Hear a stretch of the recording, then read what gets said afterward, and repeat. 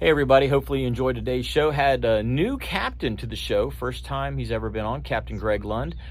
Greg actually is owner of, what's the name of your business? Bottled Ocean. Bottled Ocean is the name of his business, and he has a gigantic lagoon set up over at the Gaylord Palms in Orlando. It's this gigantic ecosystem that he manages. It's just got all kinds of stuff in it. It's got tarpon, it's got redfish, it's got black drum, it's got giant jacks, and they do feedings every Monday, Wednesday, and Friday over there at the Gaylord Palms. Anyway, it's a really cool interactive experience to go over there and see a lot of those fish that you would normally be chasing out on the coast. So Greg put that whole thing together, and hopefully you enjoy today's show, because we talk a lot about it and a lot about surf fishing and a lot about keeping baits happy because of his background knowledge with these gigantic aquarium and ecosystem setups that he's been making. So hopefully you enjoy today's show.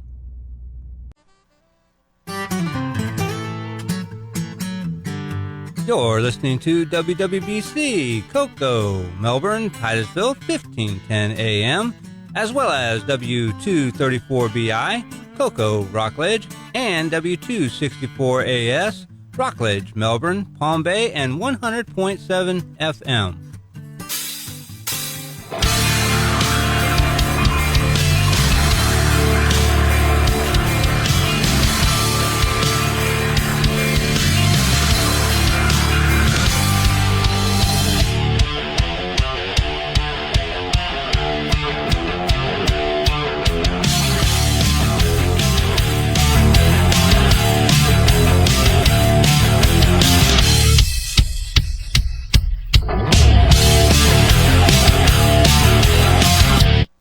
Well, hey, guys and gals, welcome to another edition of Catch a Memory Outdoors right here on WWBC 1510 AM. I'm Captain Jim Ross, and we're going to do this thing that we call Catch a Memory Outdoors for the next 2 hours right here for you guys and gals on this Saturday morning. Hopefully you will enjoy the show. We're looking forward to bringing it to you, obviously. We do this, man, I was just looking back at the archived shows that we have.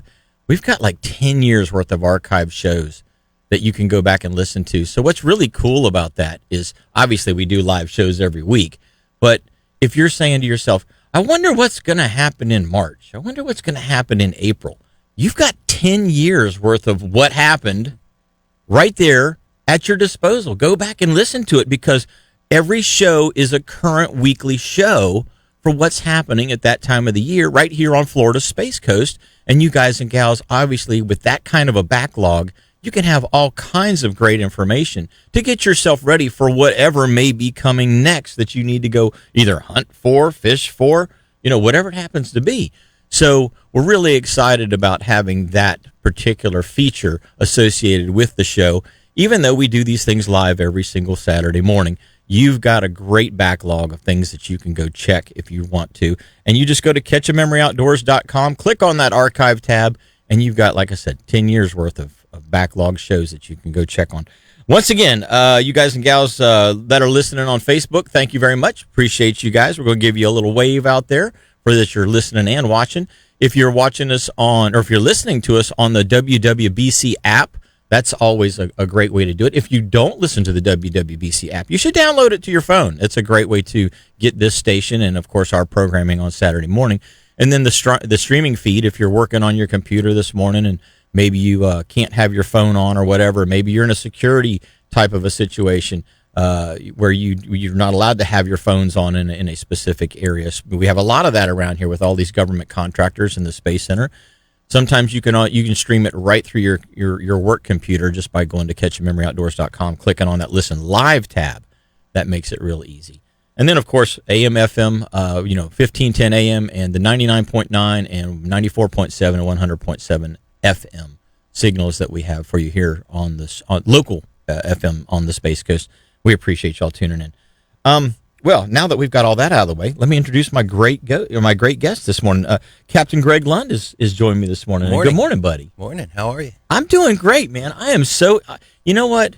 I am this morning. I don't know where it came from, but I am like full of like extra energy.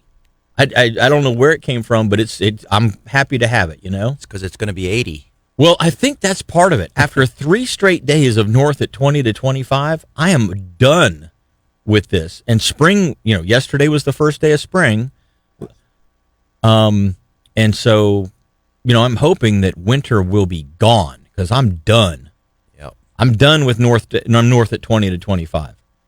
2 days ago, I'm on the Banana River. Thursday morning, I'm on the Banana River.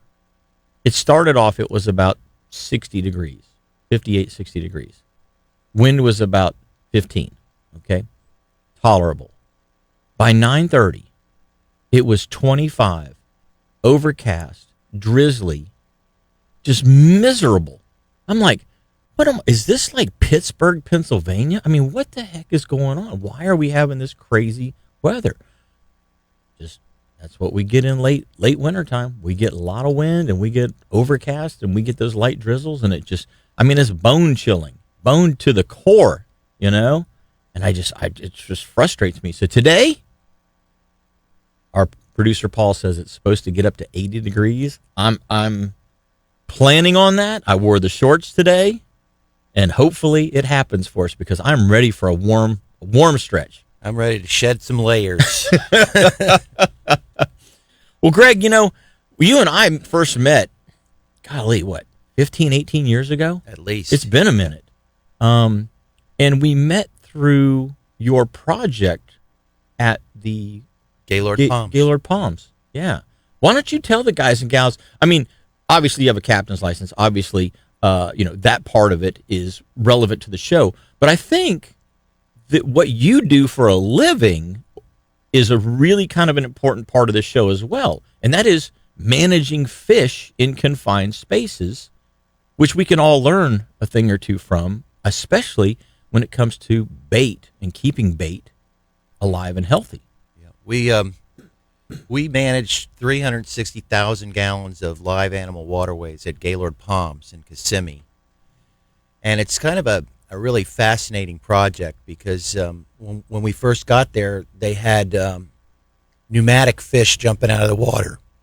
And they asked us to convert it into a live animal waterway. And so they had mechanical fish. Yeah.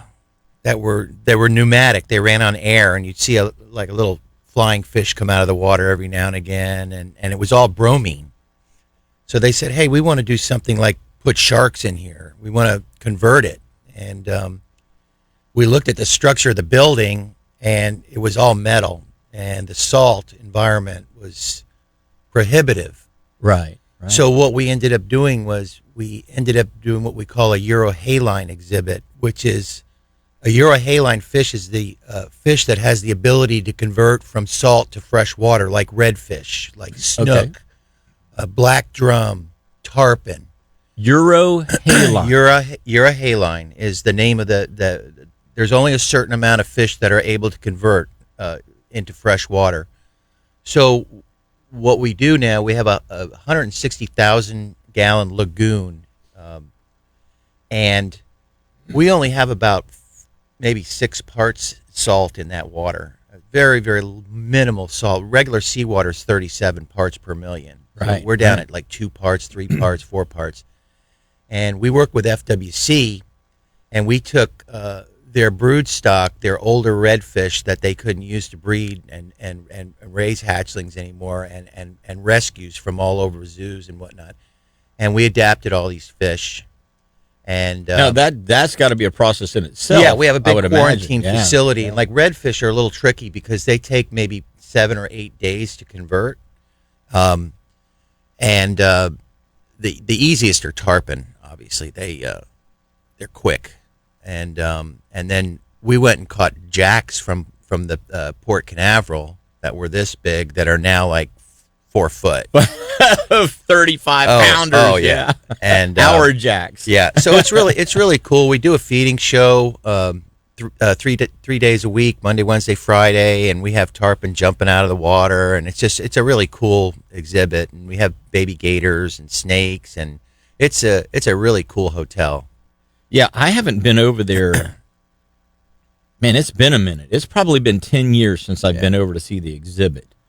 But I was so impressed when you walked us through it, and then what you see of the lagoon is really cool. But I mean, we got the behind the scenes tour to, hey, this is this specific type of foods that we have to, and it's like USDA grade A choice, this, that, and the other.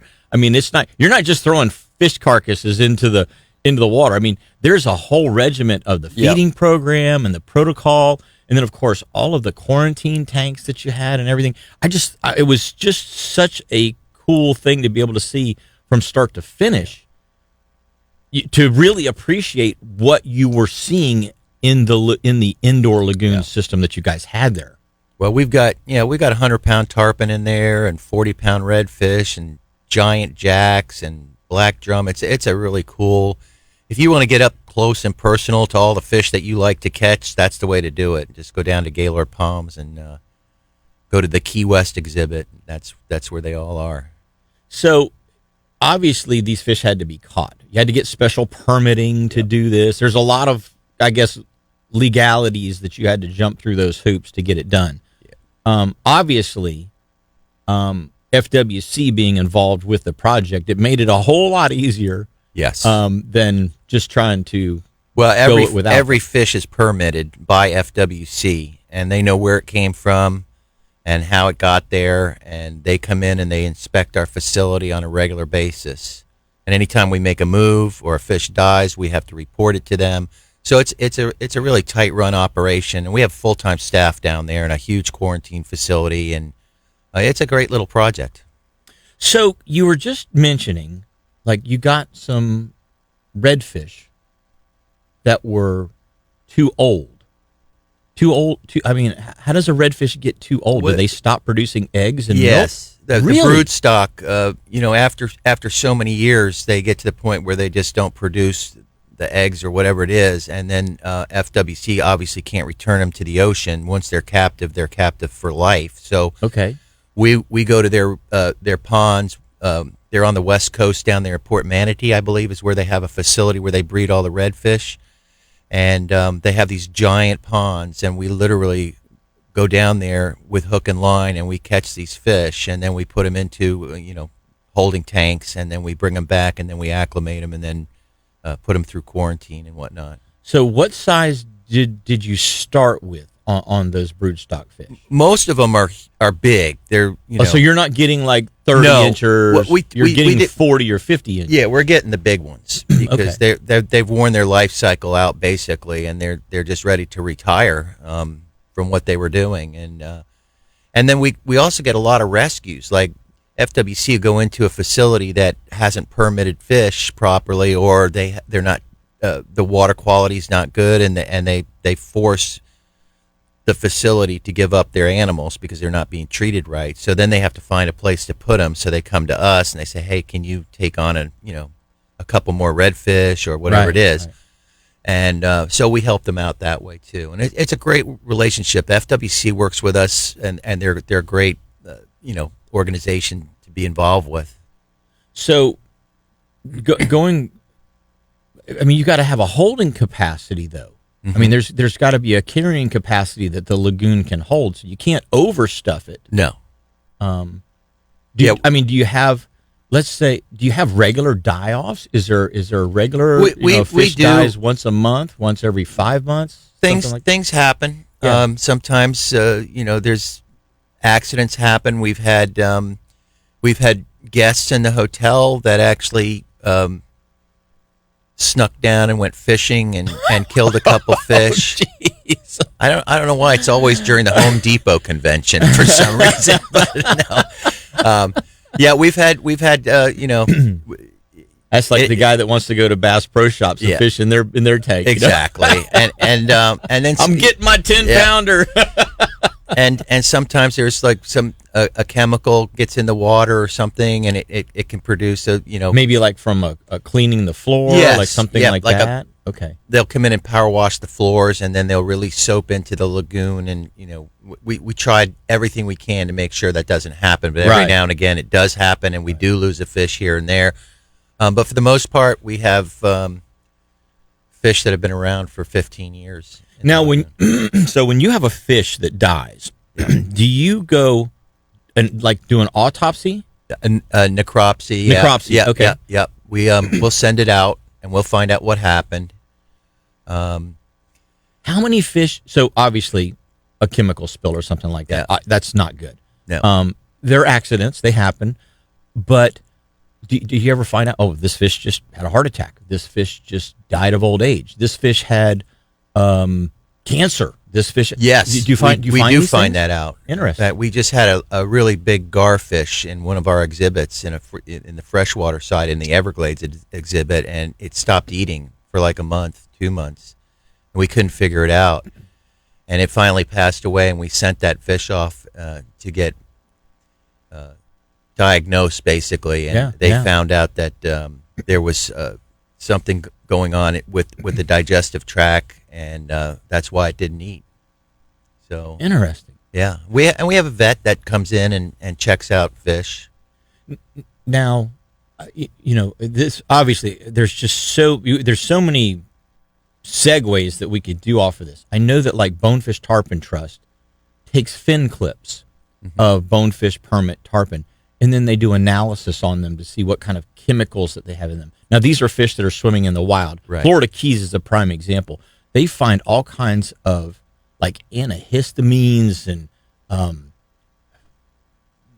like anxiety, and depression medications and all kinds of the trace elements of all of these like pharmaceuticals in those fish that are swimming in the wild. And you have to think, how the heck does a bonefish get an immuno blocker or Right. whatever, in its body? How does that happen? Do you guys ever do you go that in depth with it? I don't think we do that so much, but there's a lot of reasons. It's hard to explain how these chemicals get into fish, but what I do know is that if you're throwing drugs down wastewater sewers down and whatnot, the toilet, yeah, they do not get cleaned out from the wastewater treatment plant. They can't clean that out. Interesting. Yeah, I did. I've been involved in the Citizens Academy over in Cocoa Beach, and it's a 15-week project where you go through every department of the city. And 2 weekends ago, we spent 4 hours at the water treatment plant, and it was the most fascinating thing I've seen. It was a giant aquarium, basically, where they're taking the raw sewage and converting it and putting bacteria in it, and then getting it all the way to where you get your wastewater is pure. To drinking water. Well, not to drinking water, but for groundwater, for your sprinkler systems and all that stuff. And it was just the most fascinating thing. And the city of Cocoa Beach is just doing so much to help stop the pollution in the lagoon. They've got all these natural projects going on around town now, and it's really fascinating. Gotcha. Well, with that, we're going to take our first break, but Captain Greg Lund and myself, Jim Ross, are going to be right back with a whole lot more Catch a Memory, so don't go away.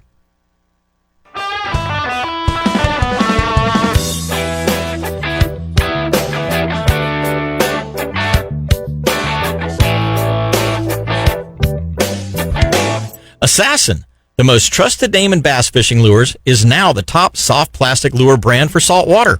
Sea trout, tarpon, redfish, and snook hammer the saltwater Assassin 4-inch sea shad. With its amazing swimming action, this lure sets the bar for swim bait designs.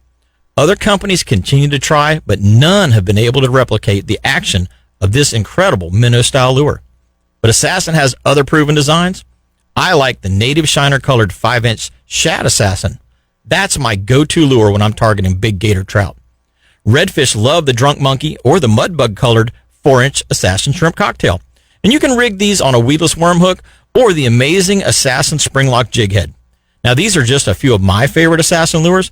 Check out what top professional anglers have known for years. Assassin lures simply catch more fish, and you can get them at your local tackle store or go to bassassassin.com and get some of these fantastic lures for yourself today. Starbright Premium Marine Polish helps keep your boat looking great.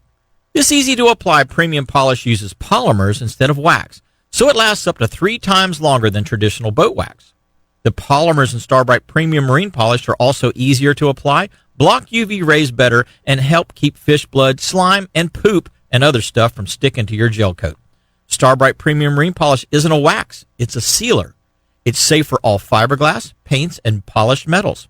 You won't believe how awesome Starbright Premium Marine Polish will make your car or truck look too. Wax is for surfboards, not boats. Protect your boat with Starbright Premium Marine Polish.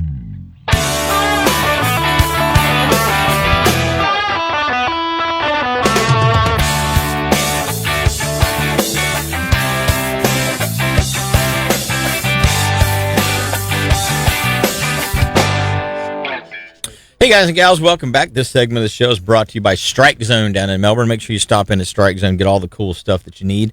Obviously, they've got the latest and greatest down there. And if you don't know what you need, but you're trying to get into a new type of fishing that you may not be familiar with, or you want to go a little more in depth in the particular species that you're chasing, ask somebody at Strike Zone, because typically there's somebody in there that does that particular style of fishing.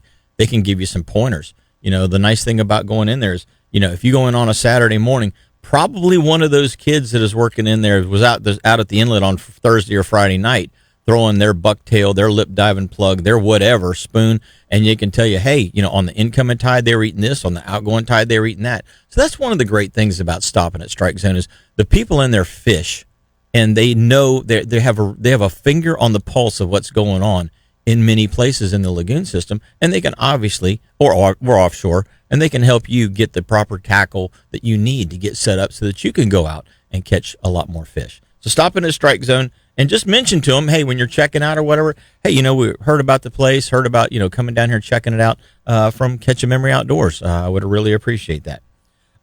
Just wanted to say, the Sean down at Strike Zone had a tent sale a couple of weeks ago. Man, what a great event. If you guys missed it, he's probably going to have another one in the fall, so we'll try and give you guys a heads up, guys and gals a heads up, so that you can get to that. But man, what a great event. You can always find something at a tent sale like that at a really good price. So those are special times to be able to get out and do that particular type of a thing whenever he's got those. So just keep an eye out for those. Got Greg Lund in with myself, Jim Ross, this morning. For those of you that are just joining the show, we appreciate you tuning in. Thanks to those of you watching out there on Facebook. Looks like there's a lot of people out there. Got Danny Beard saying he's got some barbecue going this morning right out there in Cocoa Beach at Coastal Market. So you can always stop in and check that out. Nothing wrong with a little bit of barbecue. Oh, yeah. Good. And Danny's a great cook. So hopefully you guys and gals will get a chance to check that out there at Cocoa Beach sometime. He's doing it every weekend pretty much. Greg, we were talking about managing the fish that are in the aquariums, and obviously I kind of wanted to give everybody a little background on you so that they know what what your knowledge base is when it comes to fishing. And then knowing that and watching these fish, obviously you can apply that to real world situations. When you go out, you're going, oh well, the fish typically like this, or the fish typically like that. But you've got that aquarium over there, and that's just one project that you do. Correct. You've got other projects as well, but you've got jacks, black drum, redfish, tarpon, snook. I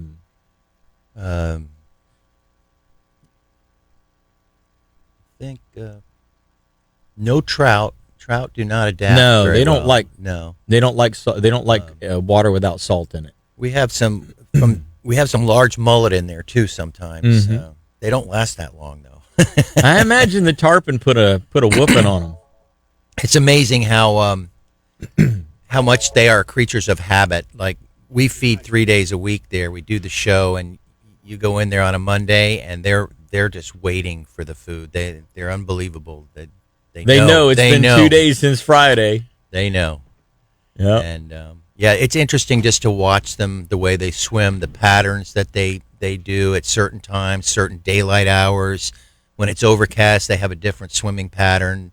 In the morning, in the afternoon, when the sun's out, it's a different. You get to really understand, because what the Gaylord has a huge glass atrium. Yes. So they're still getting sun. They're not enclosed in a building. They're getting sunlight and darkness and those sorts of things. It's a 5-acre glass atrium. Yeah. And that hotel's interesting because it's a convention hotel, number one. And they said, well, what do people that come in from out of state want to see? They want to see Key West. They want to see the Everglades. They want to see the oldest city. So they broke the hotel up into different sections, and each section is a themed section. So if you go to the Everglades section, it's all just like the Everglades. Swampy. You go to the Key West section, it's just like Key West. Yeah. So it's a cool hotel, and you can spend a lot of time in that hotel and never get bored. I was going to say, so like you can just jump in the truck, take the family over, especially if you have kids. This is a great thing for kids to do. Ride on over there, park at the Gaylord Palms, get valeted, whatever it takes. Yep. Get inside, and they've got a restaurant. Or restaurants actually a couple all of restaurants. over the place. Yeah, 2 or 3 all restaurants. kinds of entertainment over there, and you can spend a whole day walking around that hotel, and it's very interactive, and it's becoming more interactive. They're interested in promoting Florida and all the wildlife, and we're getting ready to do some new exhibits down there. Oh, really? Yeah. Okay. So can't really tell you right now, but It's secret. Top secret stuff. But we're working closely with them. They've been great partners of ours, and they support us. Well, I encourage everybody to get over to the Gaylord Palms at some point in time. On a day that the wind's blowing, on a day that it's raining, especially these days where you can't really do anything outdoors. What a great venue to go and spend some time. And they're famous for their ice show in the wintertime. They do a frozen. My wife likes to go to that. Yeah. I don't like getting cold. No, I've been cold enough. But she enjoys it. So her and her girlfriends go. Well, let's go to the phone lines and see what's going on. Who have we got on the line? Oh, Captain Mike Mann calling in with the Mosquito Lagoon report. Good morning, buddy. Good morning, Jimmy. How are you guys today? Doing fantastic, man. How are you doing? I am doing well. I am supposed to be doing a cobia trip today, but we're going to try and do it a little later on this week because, well, I just don't think the seas are going to be what they need to be by, this afternoon. And to be honest with you, I don't think the rays are going to be up on top quite yet after all this crazy weather we've had this week. Yeah, with all of this north wind, my suggestion, I'm no expert, but my suggestion is run south. Yeah. I am staying home today is what I'm doing. And then we're going to reschedule. I'll fish weekends this time of year. I prefer not to because it's spring break and it's just a madhouse. But I'm booked. I am booked tomorrow, and I'm booked next weekend. But I would rather not try and run the beach and deal with that crowd on a weekend because for cobia fish, you're leaving so late in the morning and you're coming back later, so you have to deal with the drunkard crowd on the weekends. Yeah, I get that. Unfortunately, it does happen. The water temperatures, I'm looking at the fishing and boating conditions, and the water temperatures are right there where they need to be for the fish to be somewhere off of Canaveral or Ponce Inlet. Canaveral, you've got anywhere from 70 to 72 degrees, 69 degrees, 72 degrees. Up towards Ponce, it's a little cooler. Somewhere between there is going to be that line that everybody is going to try to, find those fish on. And if you find that magic spot where the rays come together with the plankton and the cobia, come together as well, obviously that's a fantastic place to. And to be honest with you, I don't know what our water clarity on the beach is going to be right now because we've had some pretty aggressive northeast winds, east winds for the last 3 or 4 days. So, I figured give it a day or two, settle down, and, we may try and do it tomorrow.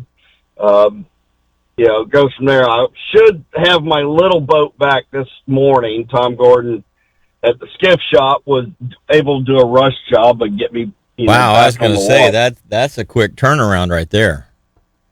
It's good to have friends. And Tom, I've known Tom for a really, really long time. And, and I don't do a lot of business over there. And it's simply because I'm just so busy and he's real busy. But I know when I'm in a jam and I need something done quick, he will bump me to the front and get me out quick, get me in and out. So basically he had a new jack plate delivered. It happened, what's today, Saturday? So it happened Thursday. He had a new jack plate delivered yesterday.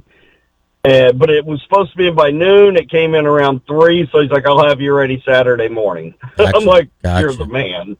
Yeah. And I haven't even had the insurance adjuster look at it yet. So, Well, we're taking that's a quick bit. turnaround. That's for sure. Yeah, back at it. So Yep. I can get back in the lagoon tomorrow, and hopefully there's no more floating logs or anything or whatever it was I hit. Yeah. Hey, Mike, we're going to take our break right now. Can Yep, you I'll hold through, hold Can on. you hold through the break? Because I want to talk about the conditions in the lagoon itself right now. That sounds good. All righty. Hey, gang, we're going to be right back. We got Captain Greg Lund, myself, Jim Ross in the studio in Cocoa this morning, and Captain Mike Mann on the line. We're going to be right back with the Mosquito Lagoon report, so don't go away.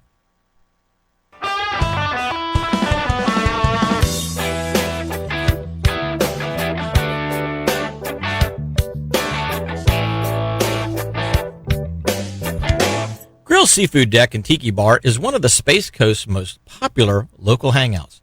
We love to kick back and relax at either of their waterfront locations with a cool tropical frozen drink and some of the freshest island-style seafood around.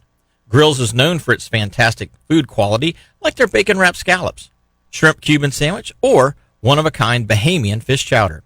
The Tiki Deck features some of the area's best local bands throughout the week, plus Grill's has a fantastic breakfast menu, too. Chill out at Grill's original location in the Cove at Port Canaveral, right next to Sunrise Marina, or check out Grill's Riverside location on Highway US 1, just north of the Pineda Causeway. Go to www.grillsseafood.com for more information, and remember, it all happens at Grill's. Nobody likes to pay for insurance, but you have to have it. So do what I did. Go to Petrucci Insurance. They're your local independent insurance agent, and they're here to make sure you get the right policy to fit your insurance needs at the best price available. I gave Petrucci Insurance a call. They reviewed my current policy and saved me $700 on my home insurance alone. Plus, Petrucci found me better coverage than the policy I had with my other company that I'd been with for years. Don't waste money another day. Call Petrucci Insurance at 321-632-1200. That's 321-632-1200. And stop wasting money on your home, car, boat, and life insurance today. Trailer problems can be a real day breaker. When you need to go to the area's best trailer supply and repair shop, try Ferguson's. Family owned and operated since 1954 and located on Highway 192 in West Melbourne, Ferguson's has a huge supply of trailer tires, wheels, axles, lights, jacks, and other trailer parts in stock. If you're not a do-it-yourselfer, stop by and pick up the parts you need. If not, let their expert staff do the repairs for you. Ferguson's also installs electric brake controllers, trailer hitches, and goosenecks. They have a full line of automotive and marine interstate batteries, so if you need a trailer maintenance, repair part, or a new Continental boat trailer, go to the best trailer shop on the Space Coast, Ferguson's. Check them out at fergusonstrailersupply.com or call their shop at 321-723-5425.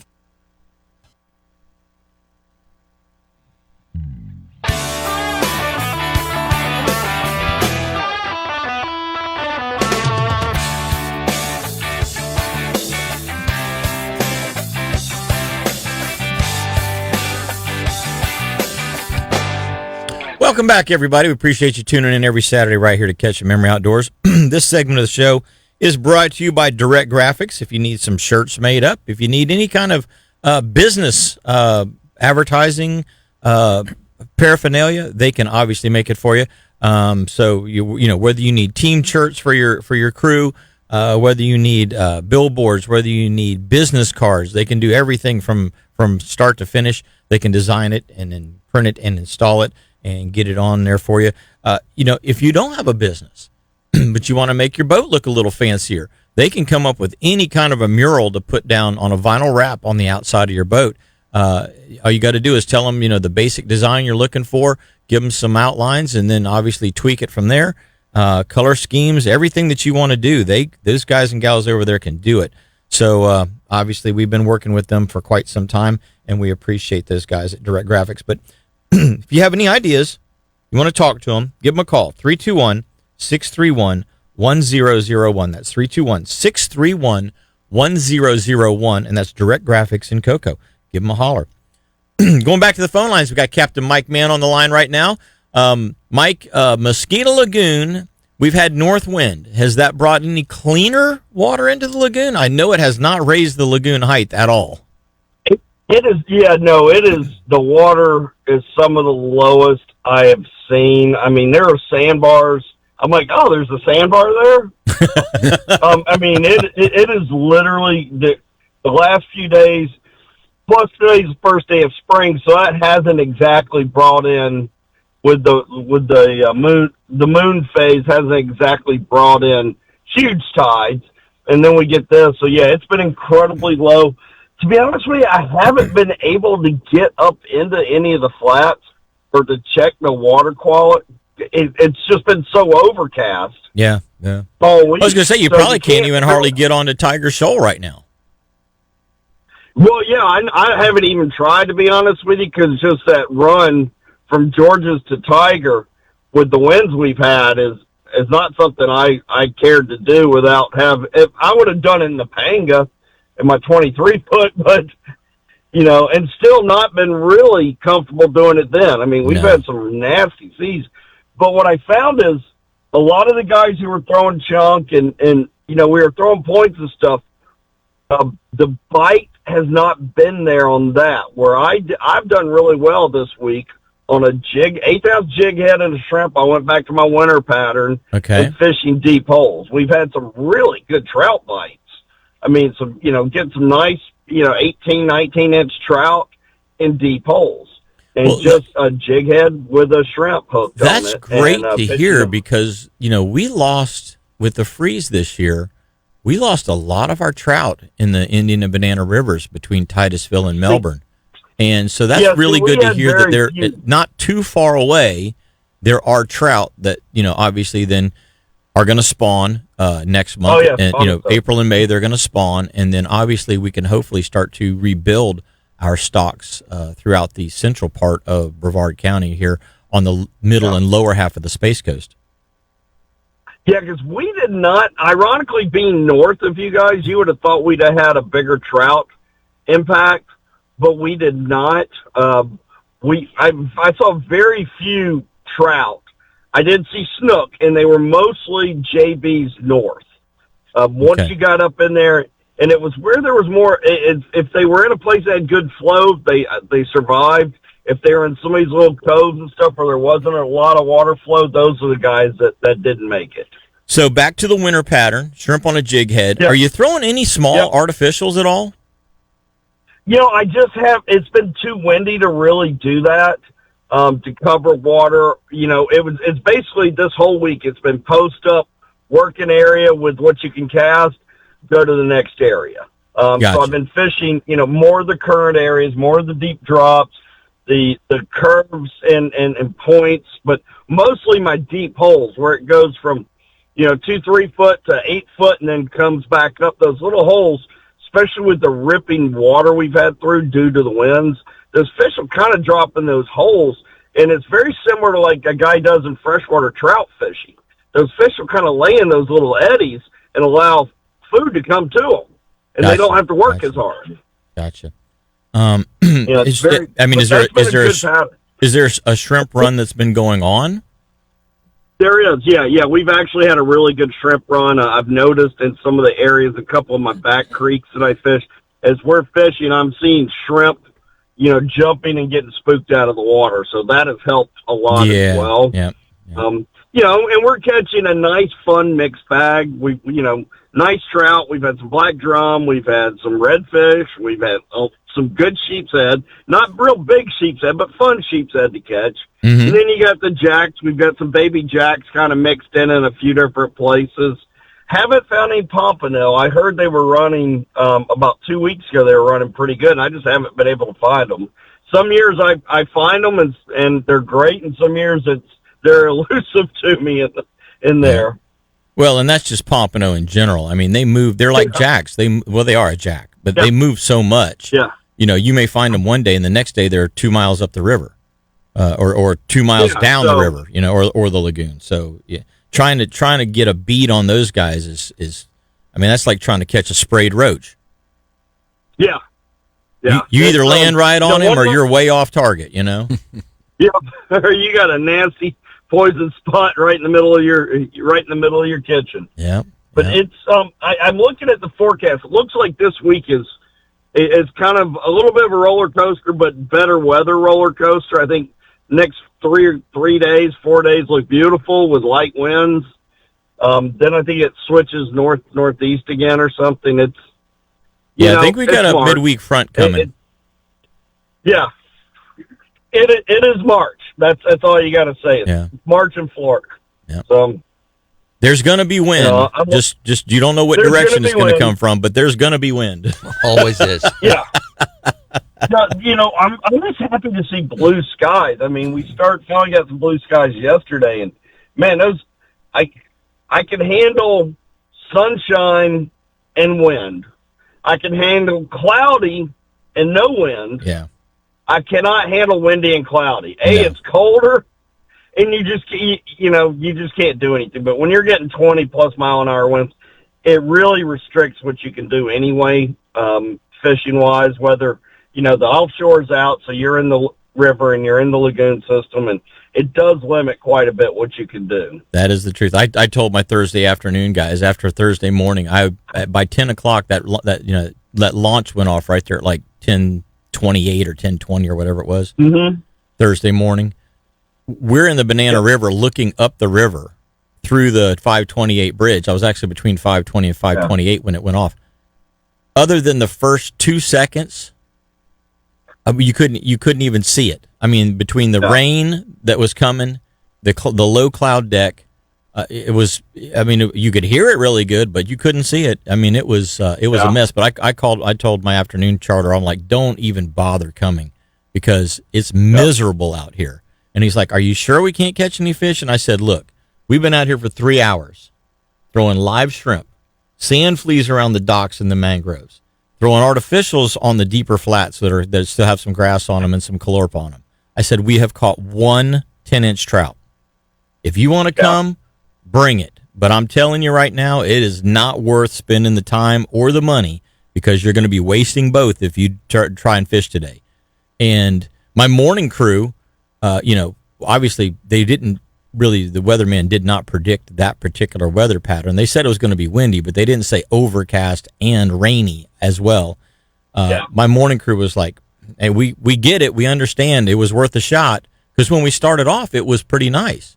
It was like 15 mile an hour northwest and broken clouds. And then within 30 minutes of us leaving the dock, it went to just, Seattle type weather. I mean, just overcast, drizzly, rainy, and blowing its butt off. And you could only do so much. I was way deep in my captain's bag of tricks trying to pull something out.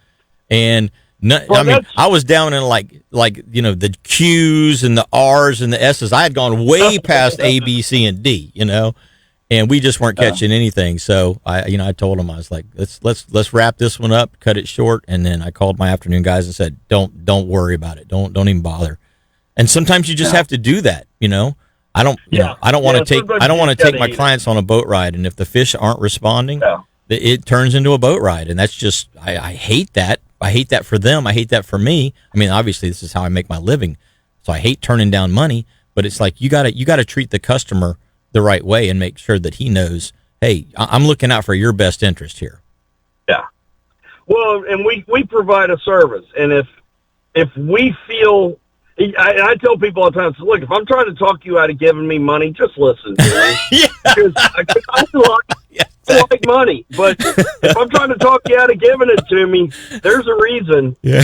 And I found, so Wednesday, I was in Topanga, had 4 people. It was a miserable day.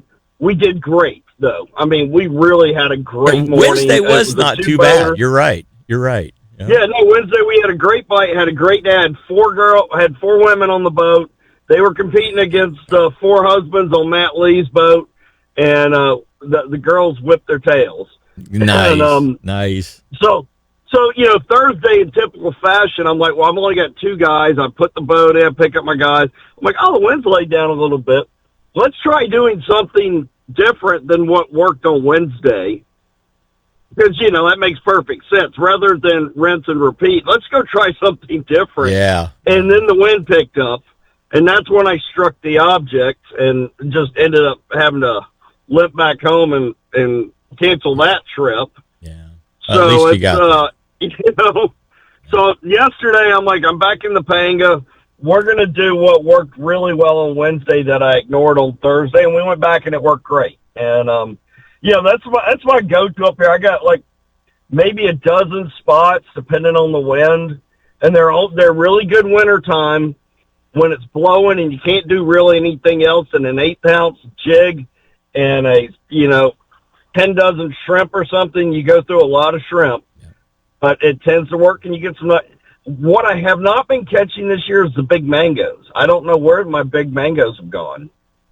They RUNNOFT. Yeah, there's and I really, because the red fishing and the black drum and everything else has been so good, I really haven't targeted them much lately. But the days where I have, they're just not there. I mean, I think we got 2 mangrove snapper yesterday, and not even keeper size, just 2 small mangoes. 2 dinks, yeah. So I don't know what's going on with the bigger ones. Well, buddy, we're up against our next break. Have you got any time available? I do in April. I've got quite a bit of time in April. If you want to give me a call back at area code 386-295-5991, go right to my website, fatfishguide.com. You can follow me on Instagram, CAPT, Mike Mann with 2 N's. Guys, get out there and catch a memory. Have a great weekend. All right, buddy. Thanks so much for the update and the report. Hopefully you'll be back in that skiff real soon, and we will see you out on the water. Sounds great. Thanks, guys. Take care, brother. Yeah, it sounds like Mike's rinse and repeat is exactly what mine was. Wednesday was working for me. Thursday was not working at all. Weather did not help any. I went back on Friday to doing what I did on Wednesday, and like he was saying, the morning trip was 10 dozen shrimp. I had to go back and for the afternoon trip get another 6 dozen shrimp, and then I bought some sand fleas as well and burned through almost every one of those. It was a good pole bending exercise, and we had a couple of kickers. I mean, we had a really nice 31-inch snook that came home for dinner with that crew. But Wednesday and Friday worked. Thursday did not work this week. Well, guys and gals, we're going to take a short break. When we come back, we got Captain Greg Lund and myself with a whole lot more Catch Your Memory, so don't go away. We're going to be right back.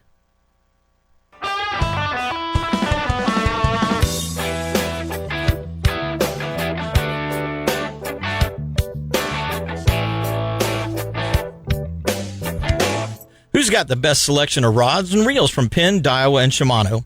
Lures from No Live Bait Needed, Rapala, Mirror and Saltwater Assassin, and one of the largest selections of coolers and boating supplies in the entire state. Well, Ace Hardware in Titusville, that's who. Ace in Titusville is your one-stop shop for all of the fishing and boating supplies you'll need. Ace is just minutes away from the Titusville boat ramps, and their parking lot allows you to get in and out even when you're trailering your boat. Check out the largest selection of fishing and boating gear in the northern Space Coast area at Ace Hardware in Titusville on US 1. Every week on this show, you hear light tackle fishing expert Captain Jim Ross teach you the latest tips and tricks to help y'all catch more fish. Now it's your chance to get that one-on-one attention to seriously improve your fishing skills. Call Captain Jim for an instructional fishing charter. Jim will help you become that angler you've always wanted to be. Learn how to read the water, spot cruising fish, tie knots, and cast like a pro. Give him a call at 321-636-3728 or check out his website, finelinefishingcharters.com, to book your instructional fishing trip with Captain Jim Ross today.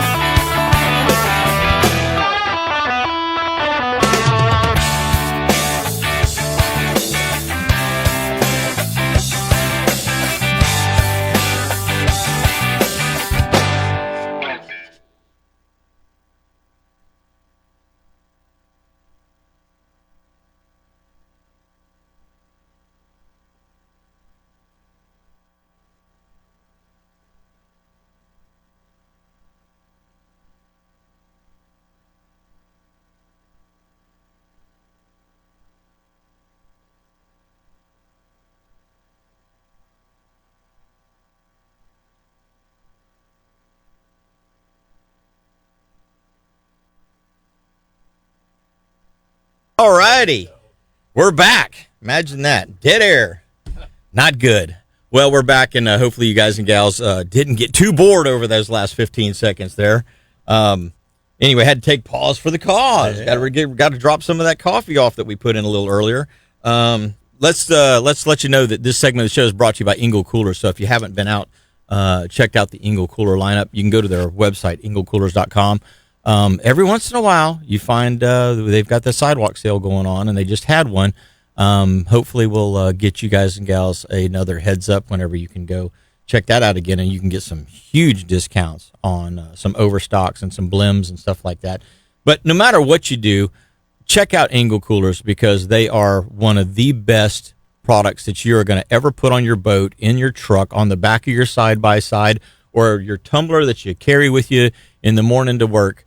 Those products are all fantastic. So go to engelcoolers.com or your local retailer and check them out. Captain Greg Lund is in the studio with me this morning. Obviously, those of you guys and gals that are just tuning in, we appreciate you jumping on board. Looks like got a couple of people talking on the Facebook feed here. Looks like Butch McCoy was saying it looks like the seas are flat, because they were not yesterday. I can tell you that. And some of the boats are starting to get out there looking for a little cobia action. Hopefully that happens for them today. That water inshore is going to be dirty, so I'm imagining you're probably going to have to get to around 60 feet before it cleans up to anything that's even remotely fishable for cobia. Anyway, that would be my guess.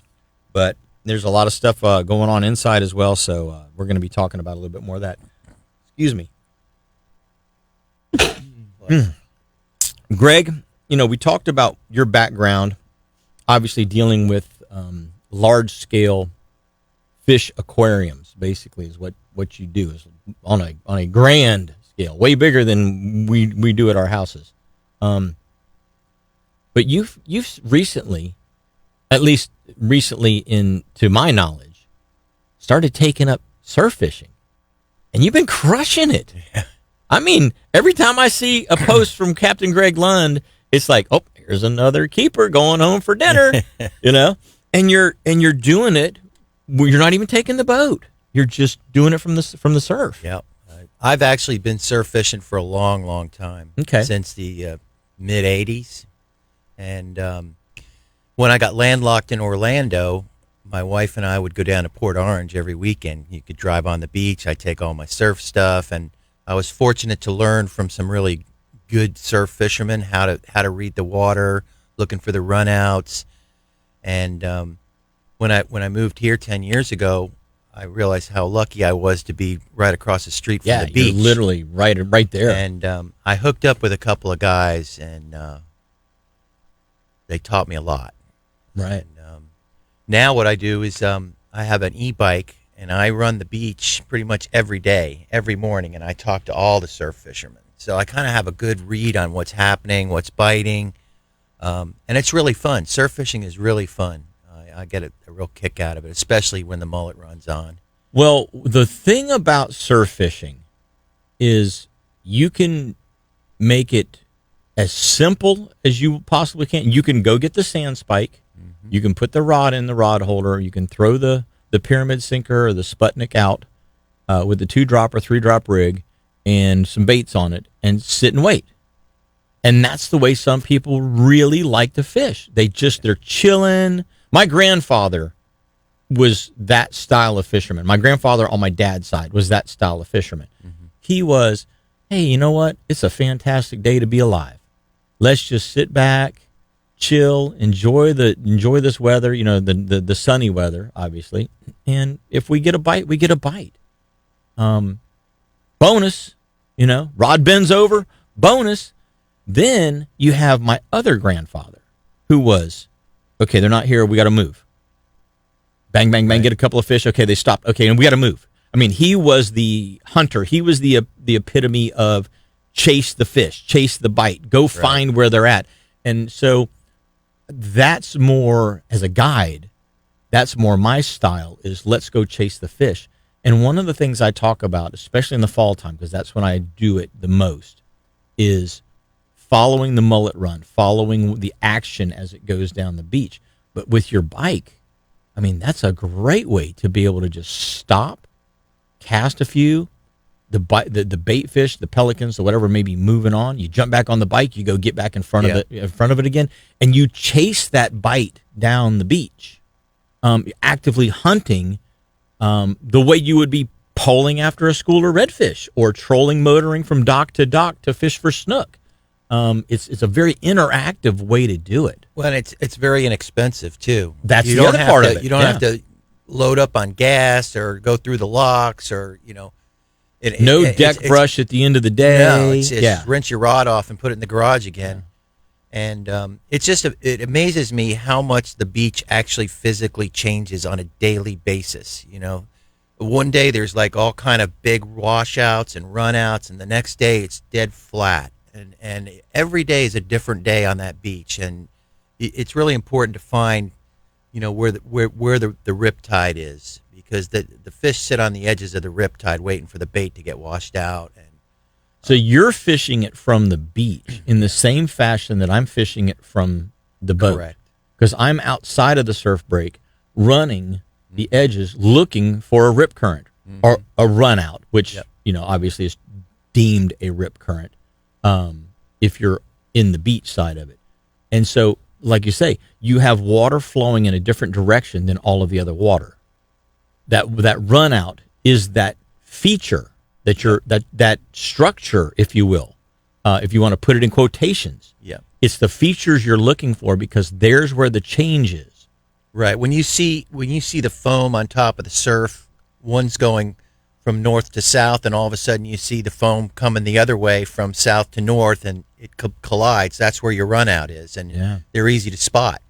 And the other thing is the tackle that you use and the bait you use, because a lot of people think when they're going snook fishing they have to use a 6/0 hook, 50-pound line, and in reality, a 1/0 hook, 15-pound mono, get you a lot more bites, but you might lose a couple more fish, but at least you're going to be hooking up a lot more. So let's talk about your bike, okay? Yeah. Because that's your mode of transportation. Well, I don't really use my bike to fish, but I use it to scout for new spots and whatnot. I haven't yet. So you're not hopping from No, run out to run I'm out not with doing the that bike? yet. Okay. But I am working on being able to tow my whole setup behind my bike. And there's people doing that now. You're pulling a beach cart, or you're pulling a... Yes. Okay. I have my own spot that I go to pretty much on a regular basis, because I know that water right there, and I know every tide and where the troughs are. So I usually go to the same spot every time, and if it's not happening in 2 hours, I'm out. If it's happening, and I'll stay there for 4 hours if there's bites. But yeah, I use my bike. I ride my bike down the beach 2 or 3 miles every day, and I stop and I talk to all the fishermen all the way down the line to find out what's going on. I know there's been a lot of black drum in the surf lately, very few pompano, a lot of sharks. Yeah, a lot of sharks, and the occasional snook is still around, and the redfish. So and if it's so. Easy. You're just using your bike for scouting purposes, and then you're coming back with your cart and your gear. Yes. So what is in your cart? Well, I try to fish with live bait a lot. Okay. So I'm lucky that I have a dock and I can catch pinfish off my dock at my house. So I usually load up on some pinfish, and then I've got my regular tackle set up. I've got my sand spikes. I've got my cooler. And then my rods, and that's pretty much it. And I'm working on a system where I'm going to be able to pull that behind my bike now, and then I can start going to different places, because I've seen a lot of really good places between here and Coconuts. Between say the pier, the Cocoa Beach pier from area. the pier down to Coconuts, there's a lot of really cool spots that you can't really get to if you were walking or driving, because there's no parking, and they're behind condos and whatnot, so they're not really fished that much. So my goal is hook my beach cart up to my bike and go. So you're carrying some kind of an aerated cooler. Oh yeah, bucket, 5-gallon bucket. Okay, with pinfish. With pinfish. Okay, and then any given day I'll take sand fleas, I'll take squid, shrimp. I'll go up and and get the Canaveral Reds shrimp to fish with, because I think they're native. So I like to use the local bait. You get more hookups. So you're actually going to Seafood Atlantic or Oceans Wild and buying the net caught shrimp boat caught. Yep. But they're dead. Yep.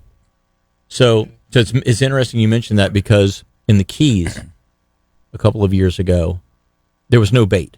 I couldn't get none of the baits. There was no shrimp deliveries. Well, if you're going bone fishing, you need 10 or 12 dozen shrimp. Okay. So I've got bonefish trips, and I'm down there in May in the Keys, and it's like, I can't get any bait for these guys. We can't do that. We got to go do some other kind of fishing. Well, that's not what they wanted to do. They wanted to bonefish. So I'm like, okay, I'm going to go to the store and I'm going to just buy these frozen baits. And the frozen bait shrimp would just turn to mush. Now, there was one called Blue something that was pretty good, but they still weren't great, you know?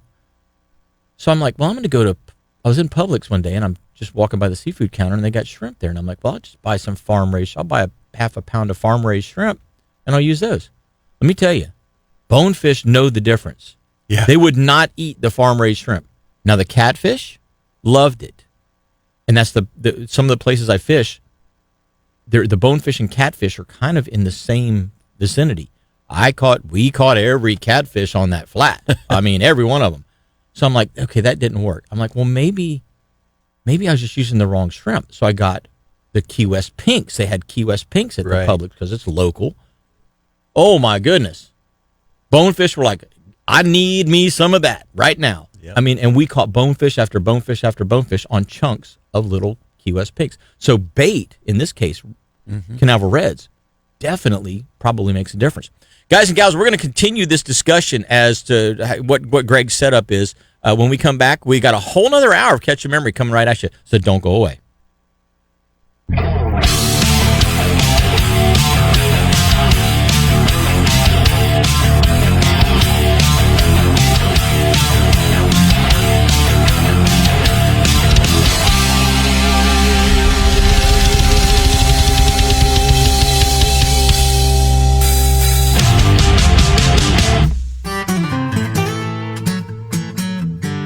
You're listening to WWBC, Cocoa, Melbourne, Titusville, 1510 AM, as well as W234BI, Cocoa, Rockledge, and W264AS, Rockledge, Melbourne, Palm Bay, and 100.7 FM. If you're a shooting enthusiast like I am, you have to check out the incredible lineup from Kel-Tec. Developed and made right here in Central Florida, Kel-Tec is a leading industry manufacturer of shotguns, rifles, pistols, and guess what? They're all chambered in common calibers that we all love to shoot. Whether you're a weekend plinker or you want some advanced personal carry or home protection options, Kel-Tec makes exactly what you need. Find a dealer near you or check out the entire line of Kel-Tec weapons, accessories, and apparel by going to keltecweapons.com. Your boat's upholstery looked great when it was new, but over time it gets dingy and stained. Starbright has the perfect combination for your problem. Starbright Ultimate Vinyl Cleaner and Ultimate Vinyl Guard. Starbright's Ultimate Vinyl Cleaner won't dry or fade your vinyl. It has powerful cleaning agents that blast away fish blood, grease, road grime, and more without harmful chemicals that ruin your boat's vinyl. Starbright's Ultimate Vinyl Guard is like a sunblock for your boat's vinyl cushions. It restores moisture and shine to sun-bleached vinyl without being slippery. Plus, it blocks harmful UV rays and helps keep your vinyl cleaner longer. Starbright Ultimate Vinyl Guard is great for plastic, rubber, and leather, too. It's ideal protectant for trucks and cars as well. Use Ultimate Vinyl Guard on your car or truck dashboard, seats, and door panels. Heck, you can even use it on the sidewalls of your truck or trailer tires. Starbright Ultimate Vinyl Guard makes all your stuff look great. Batten down the hatches. We've got another great hour with Captain Jim Ross and this week's special guest starting right now.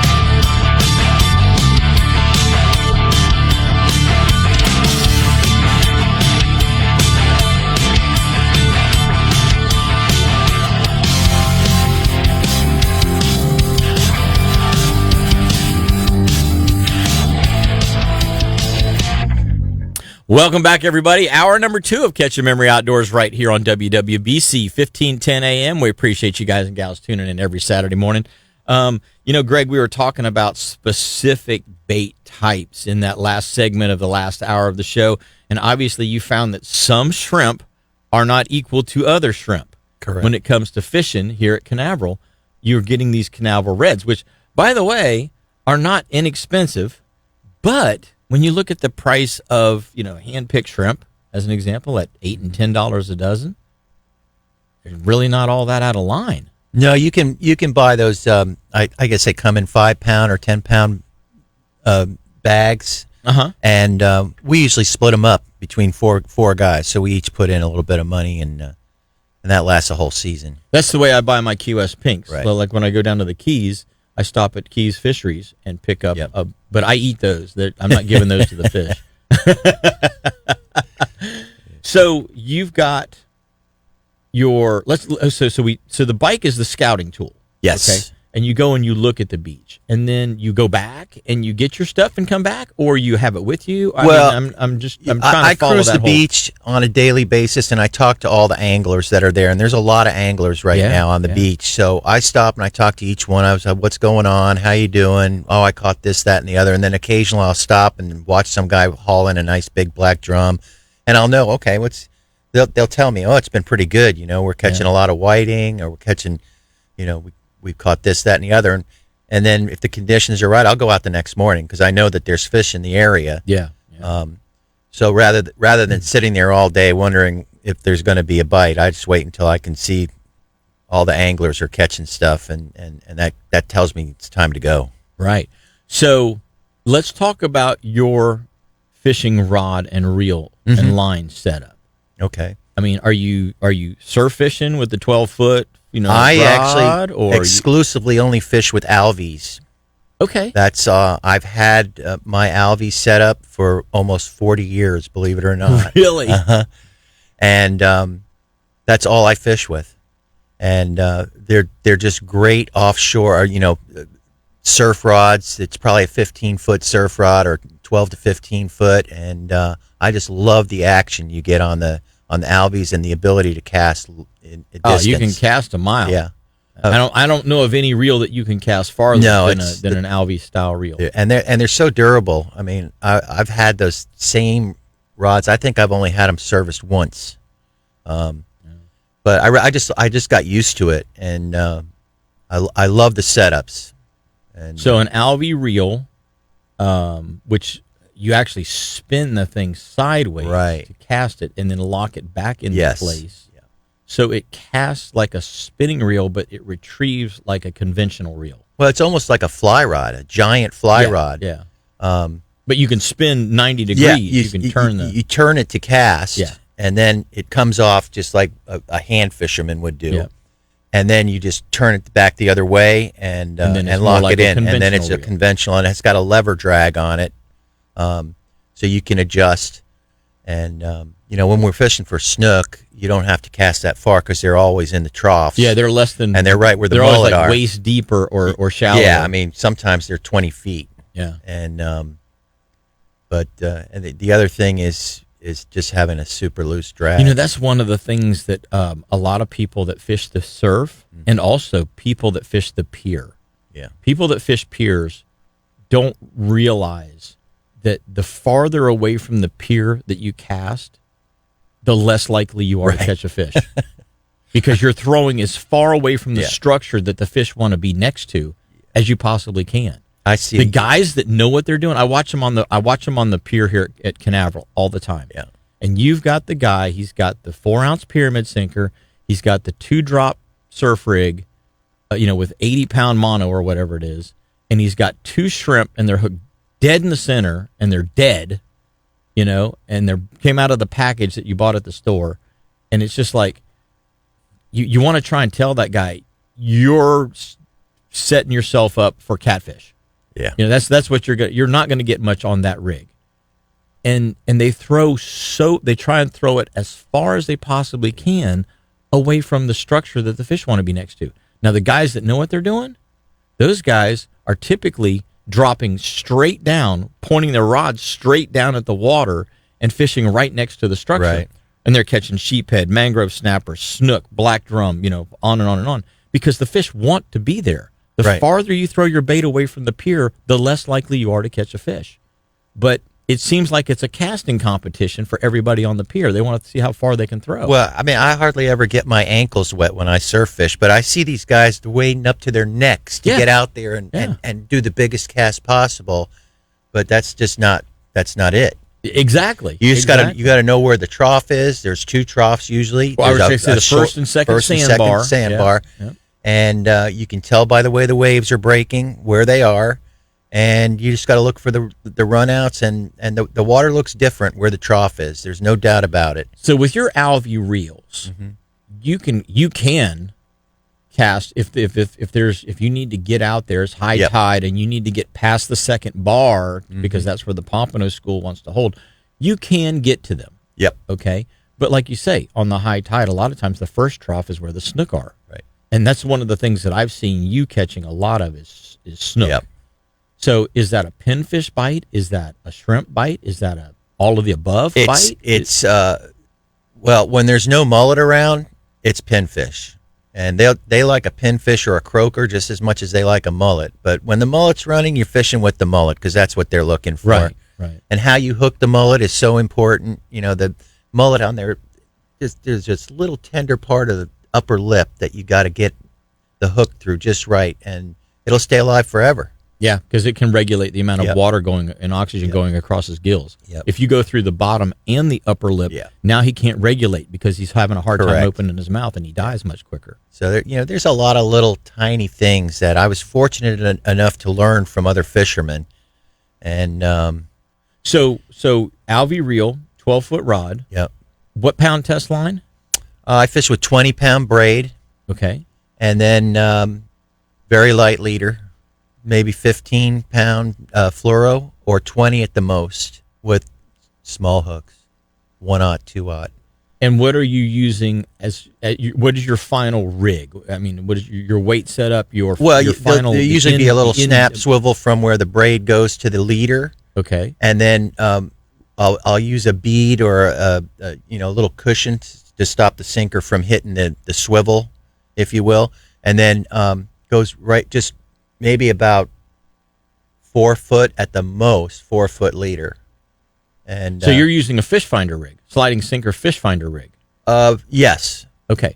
yeah. So the egg sinker is sliding against the bead. Well, no, I'll use a triangle sinker. Oh, will you? Okay. Yep. And light as light as Oh, possible and weight. so you've got, because the triangle sinker has that large metal loop, you're Yeah. using the bead as a stopper Yes, against so it doesn't the swivel. Yeah, so it doesn't get Gotcha. caught up. Gotcha.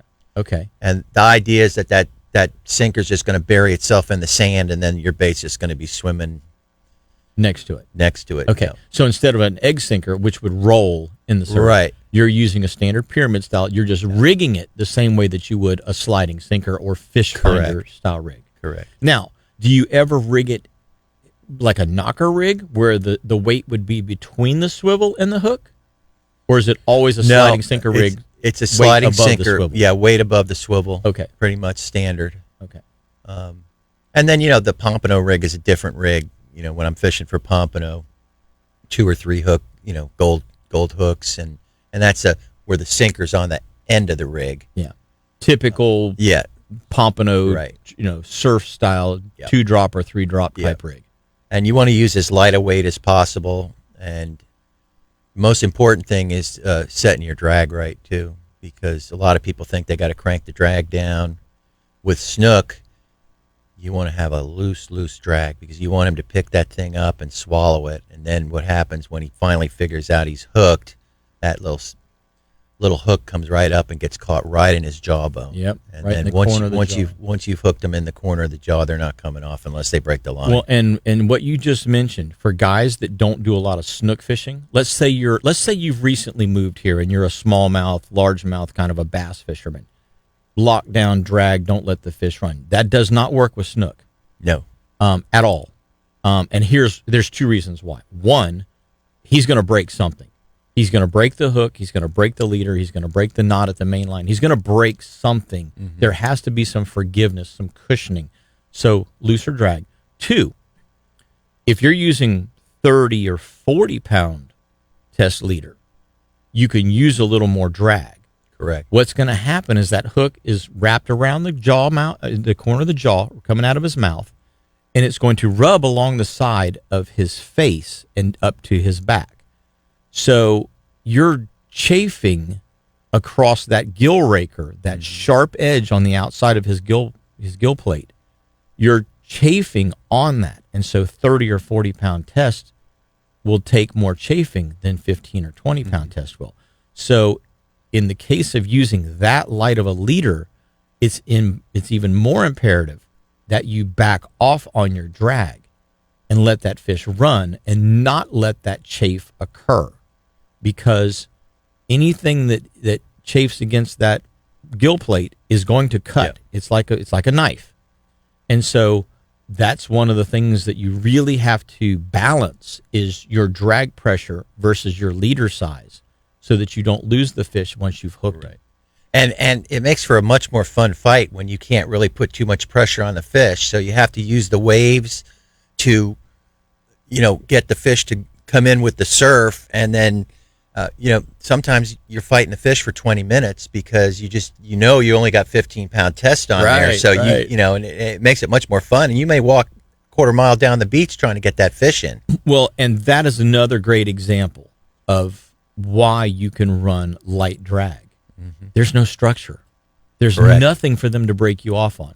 And just like in kingfishing, what I used to tell my customers, and I still tell my customers all the time, the hook's in the fish. The fish is running, okay? All you have to do is keep the line relatively tight and don't let the hook fall out of the fish, and we'll land him. You just take up the slack. If the fish is going to run, let him run. What's he going to do? Run to Spain? Run to Nova Scotia? Let him. We got all open ocean. There's nothing for him to break us off on. Let him run. When you can take the line back. And that's a great example of how you're doing it in an inshore surf fishing application. Yeah, and you got to use the waves work in your favor. When he gets caught into a wave and he starts coming in with that wave, then you take up your line and move back, and then when he starts running the other way, you got to walk out. And it's a fun cat and mouse game, basically. Absolutely.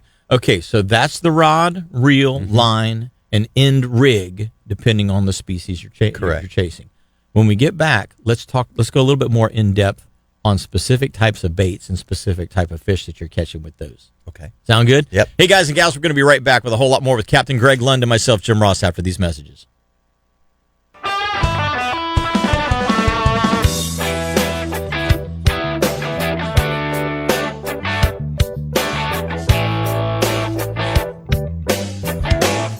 Greasy smears, fish blood, dirty footprints, and spilled food all create a mess on your boat's deck. Here's a fast and easy solution to clean them. Starbright Ultimate Extreme Clean. Just spray it on the spot, hit it with a deck brush, and rinse it off. Dirty vinyl cushions, greasy drips around your outboard, even those suspicious stains your fishing buddy always seems to leave behind, don't stand a chance when you squirt a little Ultimate Extreme Clean on them. Starbright Ultimate Extreme Clean works great to clean your grill and around the house. You can use it on your truck or lawnmower. It gets greasy stains out of clothing too. Just spray it on any greasy spot, give it a light rub, and they'll look like new again.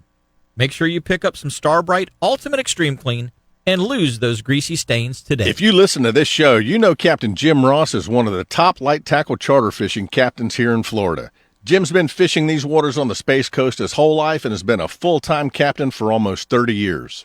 In that time, Jim's clients have landed thousands of personal best catches, including giant tarpon, redfish, and snook, plus a few massive black drum. So if you're looking for an incredible adventure, book your next charter excursion with Captain Jim Ross. It's simple. Go to finelinefishingcharters.com, click the reservations tab to see Jim's available dates, book the type of trip you want, and get ready to go catch your next memory. The most trusted name in bass fishing is also the top soft plastic lure brand for saltwater species.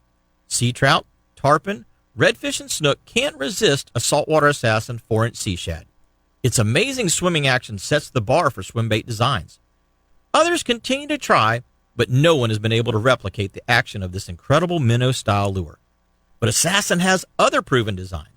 The native shiner-colored 5-inch shad assassin is my go-to lure when I'm targeting big trout. Redfish love the drunk monkey or the mud bug colored 4-inch assassin shrimp. And snook and tarpon love their new little P&V dart bait in watermelon red flake or Houdini colors. You can rig these lures on a weedless worm hook or on the amazing Assassin Spring Lock jig head. So these are just a few of my favorite Assassin lures that help me and my customers stay happy.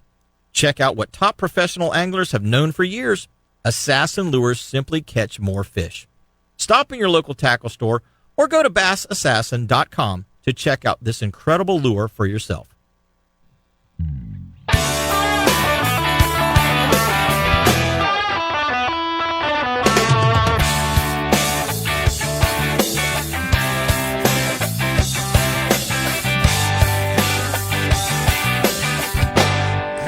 Hey guys and gals, welcome back. We appreciate you tuning in every Saturday right here to Catch a Memory Outdoors. This segment of the show is brought to you by Petrucci Insurance, and I tell you what, do exactly what I did. Call Petrucci. I had Virginia over at Petrucci Insurance do a little tweaking on my policy this year to save me some more money. And if you guys don't like saving money, don't call Petrucci. If you like saving money, then call Petrucci Insurance Agency and have them get you a better deal with a better product. It's not hard, guys. I mean, Stevie Wonder can see this. It's that simple. Call them 321-632-1200 and save money on your insurance. Bottom line. 321-632-1200. Tell them you heard about it right here on Catch a Memory Outdoors. Hey, you know, we need to do the fishing and boating conditions real quick before we get back into types of bait and species with Captain Greg Lund. This is what it looks like for today from Ponce Inlet to Sebastian Inlet. We got a small craft caution. Obviously, much better winds than yesterday. They're calling north at 5 to 10, going east a little later, and then actually south by probably tonight. But basically under 10 mile an hour, 10 knots pretty much all day. Seas inside of 20 miles right now are supposed to be 4 to 6 feet with a dominant period of about 8 to 10 seconds. And they're much better than they were the last couple of days. The 4-mile buoy this morning was 69 degrees. Seas were 3 feet at 9 seconds. The 20-mile buoy was 72-degree water temp, and seas were 6 feet at 10 seconds. And I imagine those are going to be dropping as the day goes on with this lighter wind. And then the current conditions at the 6-mile buoy out of Fort Pierce, for those of you guys fishing Fort Pierce and Sebastian, water temp 70 degrees and 6 feet at 11-second period. Western edge of the Gulf Stream was like 50 nautical miles out of Ponce, like 32 out of Canaveral, and like 26 out of Sebastian. Surf temp was 65 at Ponce, 68 at Canaveral, and 70 at Sebastian. And the tides look like this. We've got a high tide coming up here in just a little bit, 10:08 a.m., a low at 4:04 p.m., and a high again this evening at 10:38 p.m. And then at Sebastian, 10:13 a.m. is your high, 4:26 p.m. is your low, and 10:52 p.m. is your high this evening. And then the solar lunar tables, which is the best time to get out there and hunt and fish, presented to you by the great crew down at All About Archery. Make sure you stop in if you need anything done with your bows or your crossbows in this off season to get ready for the next season. Major this afternoon, 2:42 to 5:42 p.m., and the minor this evening at 7:49 a.m. Oh, I'm sorry, this minor this morning is at 7:49 a.m. to 9:49 a.m. So that's going on right now for those of you guys and gals that may be out listening to the show while you're fishing. But that's the catch conditions. So enjoy, guys and gals, because you're going to have some good times. Yesterday's minor on that end of that outgoing tide at Canaveral, snook fired off. Well, I wouldn't say fired off. They didn't fire off with a north wind at 20. They bit a little better than because they were lockjawed. What's interesting is the snook that we brought home yesterday for my clients to enjoy some dinner, 31 inches, perfect size fish, pretty chunky as well. Cleaned that fish and checked his stomach just to see what was going on, because the last couple of days the snook bite has been way off with this north bite.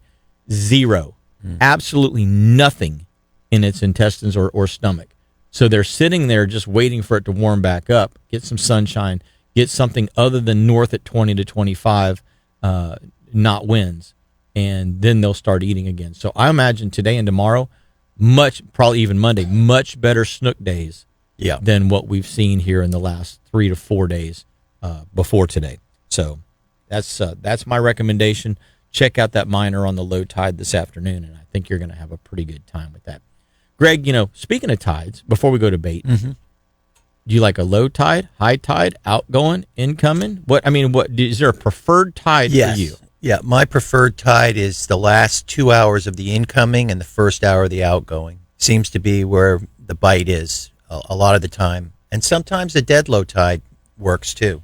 What's interesting is I have caught some of my best snook bites on a dead low tide. Mm-hmm. The last 30 minutes of the tide before it stopped, and then going into the slack. It's really weird how they'll turn on to that bite. That was exactly what yesterday's bite was. Mm-hmm. It was the last 30 minutes of the outgoing tide. Yeah, it was a low tide was 3:15 or something. Something like last that night. yesterday. Yeah.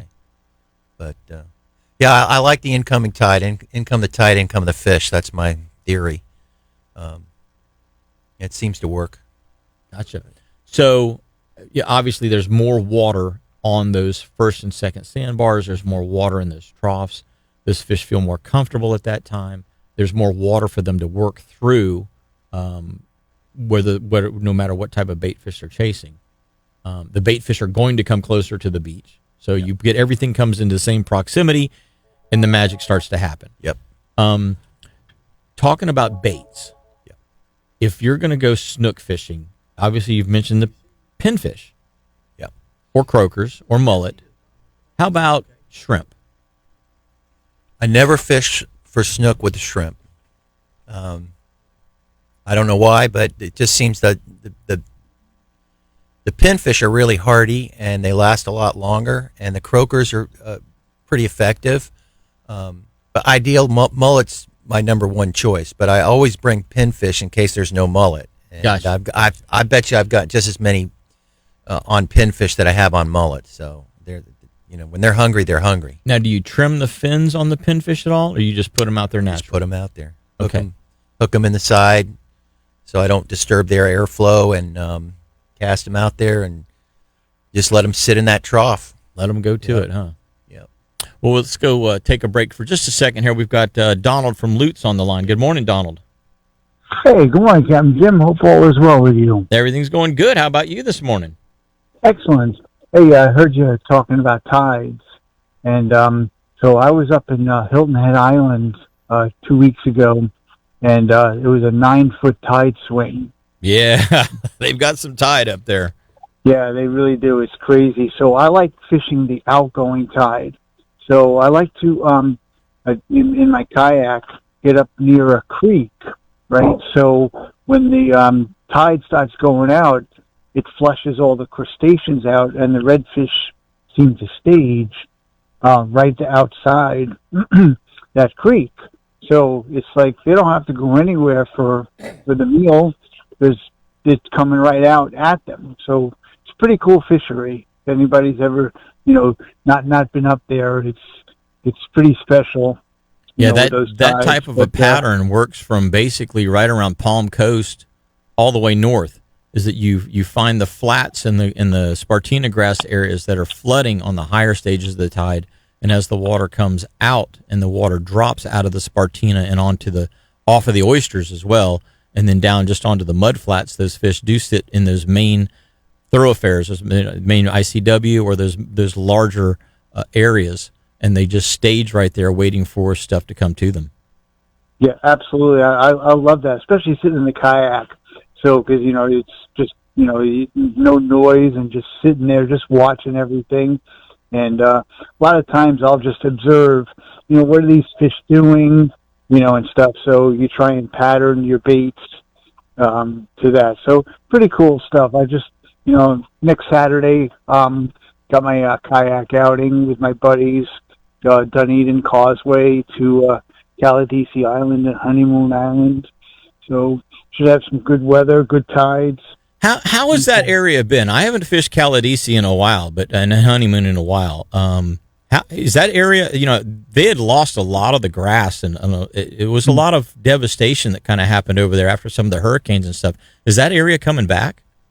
It's slowly coming back. There is a lot of loss of habitat, and finding some good quality fish has been tough lately. So we're going to try it again. It's been 2 months since I went to Caladesi and didn't do so great. I got one trout, and saw some other people fishing. Nobody got any reds. So we'll see what happens now, 2 months later. Well, the grass should start to grow back in now that we're kind of coming out of winter and into spring. Hopefully we don't have too many more north blows. And the more southeast and in your case, on the other coast, southwest wind that we get, and obviously the more sunshine, you're going to see that seagrass start to reemerge. Yeah, we hope that will. And I'm so glad that port got killed for the cruise terminal down there in Bradenton area. That was crazy. Yeah, I saw that post that they wanted to put a new cruise port in there, and I'm thinking to myself, if you want to absolutely destroy an area of your estuary, put a cruise port there. Yep, absolutely. It would destroy it. That's such a sensitive area, that whole Terracea and Rattlesnake Key. And I've launched my kayak from a spot from the Skyway Bridge area, the rest area, and paddled down through Miguel Bay and all that down there. And it would have destroyed all that. Yeah, So most definitely. Most definitely. Well, buddy, we're up against our bottom of the hour break. We appreciate the heads up on that tide situation that you were just talking about, and good luck on your next day out on the water. I appreciate it. Thanks for taking my call, Captain. All right. You guys take care. Stay safe and tight lines. You too, buddy. You too. Thank you so much. Gang, we're going to take our next break. When we come back, Captain Greg Lund and myself are going to be back with more Catch Your Memory, so don't go away.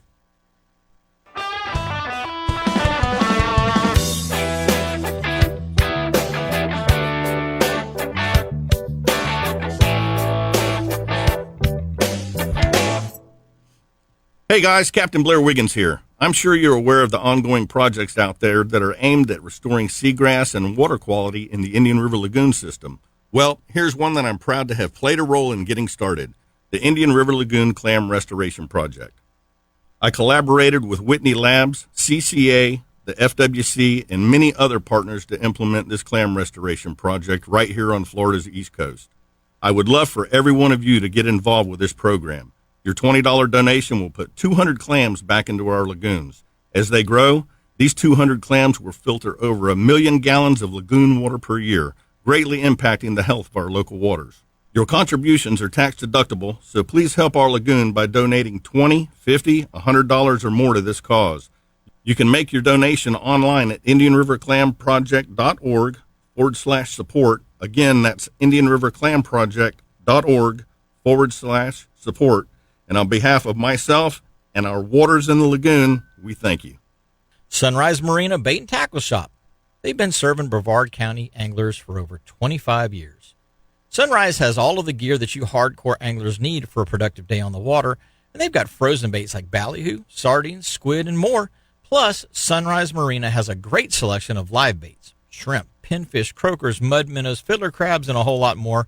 So if you're looking for tackle, rods and reels, boating accessories, fresh-made sandwiches, or your favorite beverages, Sunrise Marina has got everything for you, and you can ice it all down with some bagged or bulk ice at their convenient, trailer boat-friendly drive-thru.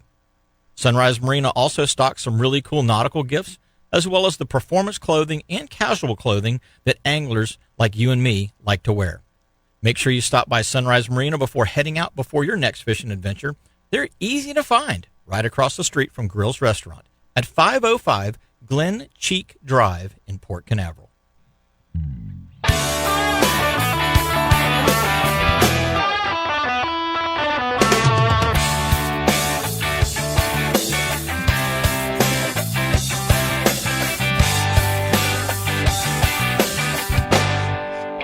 Hey guys and gals, welcome back. We appreciate you tuning in every Saturday right here to Catch a Memory Outdoors. My buddy just sent me a picture of two longbeards. Then he's like, "It starts today," and I'm like, "Yes, it does." He's got two pretty turkeys on his game camera. Look at the paintbrush hanging off the front of that thing. You know, good grief, that's got to be a 9-inch, 10-inch beard hanging off of that thing. Absolutely. The other one's not quite as big. He's a little bit, he's still probably about 7 inches, but that other one, good grief, that's a long beard. He's got some good spurs on him too. Real good spurs on that second bird. Anyway, It's always something to do. Always something to Always. do. You know, that's the cool thing about Florida. Like if you get bored in Florida, you just aren't trying at all. You know, there's so much to do. Well, guys and gals, we want to let you know this segment of the show is brought to you by Mudhole. We've got a huge event coming up at Mudhole, the 50th anniversary of Mudhole Custom Tackle. Guess what? Huge sale on all their fishing rods, reels, tackle, and apparel from the biggest brands in the industry. Whether you like chasing bass, redfish, or you like to head offshore, Mudhole has just about everything under one roof. So stop by Mudhole on their 50th anniversary of serving anglers like you, or you can go to mudhole.com at any time. But there's going to be obviously a bunch of stuff coming up on the Mudhole Block Party on the April 18th. We're going to be there. We're going to be doing a live remote from there that morning. Over 40 different fishing brands represented, local captains on site giving seminars, custom rod building, all kinds of cool stuff. Obviously, got some food trucks. Bring the whole family. It's a family-friendly atmosphere right over there at Mudhole Tackle. It's real easy to find. They're right off of Component Loop, 2133 Component Loop in Oviedo. From here, it is from the Space Coast. It's about a 45 or 50-minute drive to get there. And it is well worth the drive. And this event is going to be a huge event, so we want to see you guys and gals out there. So looking forward to that particular event coming up on April the 18th. Now, next week, real quick, before I forget about it, next weekend is the Orlando Boat Show. So I'm going to be over at the Orlando Boat Show. We're not doing a live remote. We're going to be doing the studio show from here. Afterwards, we're going to be over there Saturday and Sunday, doing seminars. I'll have a booth set up, giving away a whole bunch of free swag, and I got all kinds of cool stuff to give away: hats and stickers and koozies and backpacks. And I got a ton of stuff that I'm going to be taking over there. Stop by the booth; you can have it for free. We're going to be talking fishing at the seminars as well, and I'm going to be doing some cobia fishing tips and tricks at that particular seminar. So hopefully you guys and gals will get a chance to come to the Orlando Boat Show next Saturday or Sunday and listen to my seminar. Okay, that's enough promotions. Let's get back to talking with Greg. So obviously, if you're snook fishing, you're using pinfish, croakers, or mullet. Yep. Black drum. Probably on a pompano rig, and what I'll do is I'll take a Canaveral red and I'll sandwich it with fish bites to keep the bait on, or I'll start off with a smorgasbord. I'll do a sand flea, live sand flea, and then I'll do maybe a piece of clam and then a shrimp. Okay. And cast it out all on there. The same hook, all or on different hooks? Because if you got like a 3-drop rig. Yeah, I'll do 3 different baits on one rig. Gotcha. Yeah. And then, once you start getting a bite, then you switch over to whichever they bid on. Gotcha. So it's kind of a process of elimination. But the fish bites, it helps keep the bait on there. And if you do lose it, you still got bait. You still got something on there that has some scent to it. Yeah. Now, I have found that with black drum in the lagoon system, I've used a bunch of the different fish bites product, sometimes in conjunction with bait, sometimes without. I have found that the squid flavor, and I buy the chunks, and I cut the chunks, and I cut them into a piece about the size of a Dorito. Okay. A pretty good sized chunk. Either the squid flavor or the crab flavor seem to be the two that they prefer. They'll eat the shrimp once in a while. They'll eat the sand flea once in a while. I mean, there's a bunch of different flavors of that particular type of fish bite product. But the squid and the crab are the two that I think I have done the best with, which is kind of interesting because you're thinking squid. That doesn't seem to make a whole lot of sense. But, hey, there's squid in the lagoon system. I've caught them on a rod. I've had customers catch them on rod and reel. I see them swimming by in the lights at night. There's these little clear 4 to 5 inch squid cruising around. So they're accustomed to eating things that are coming through the water column, and squid are one of them. Yeah, the only thing I don't like about squid is that you get a lot of garbage fish from squid. Catfish, most. Yeah. But it's still fun to catch those too. So the black drum, you prefer those fish bites with a clam or shrimp or pompano? I used to catch a bunch of pompano just on where you could go and get like clams, live clams, but you can't really find those anymore. So I use frozen clams and I use sand fleas primarily. Okay. A live sand flea does the trick. You know, one of the things that guys were telling me with going back to the drum and also with sheephead, and I don't know why it wouldn't work with pompano. They use oysters. They'll actually get oysters off of the rocks and the pilings and pop them open and use a piece of the oyster. I've never done that, but that sounds interesting. Yeah. Now, I got that tip from a guy that fishes Ponce Inlet a lot. Okay. And he would use a lot of cut oyster, or what he called cut oyster. He was taking it out of the shell. Yeah. So that's kind of interesting. But I think to myself, you know, oysters are like $15, $20 a dozen. Yeah. I could be eating that rather than fishing it. I agree 100%.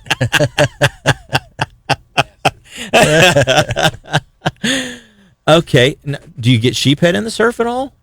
Once in a while. Okay. Yeah, you get Not something that you're typically targeting. No, but you know, you'll get your ladyfish, and obviously when the water's colder, you get a lot of bluefish.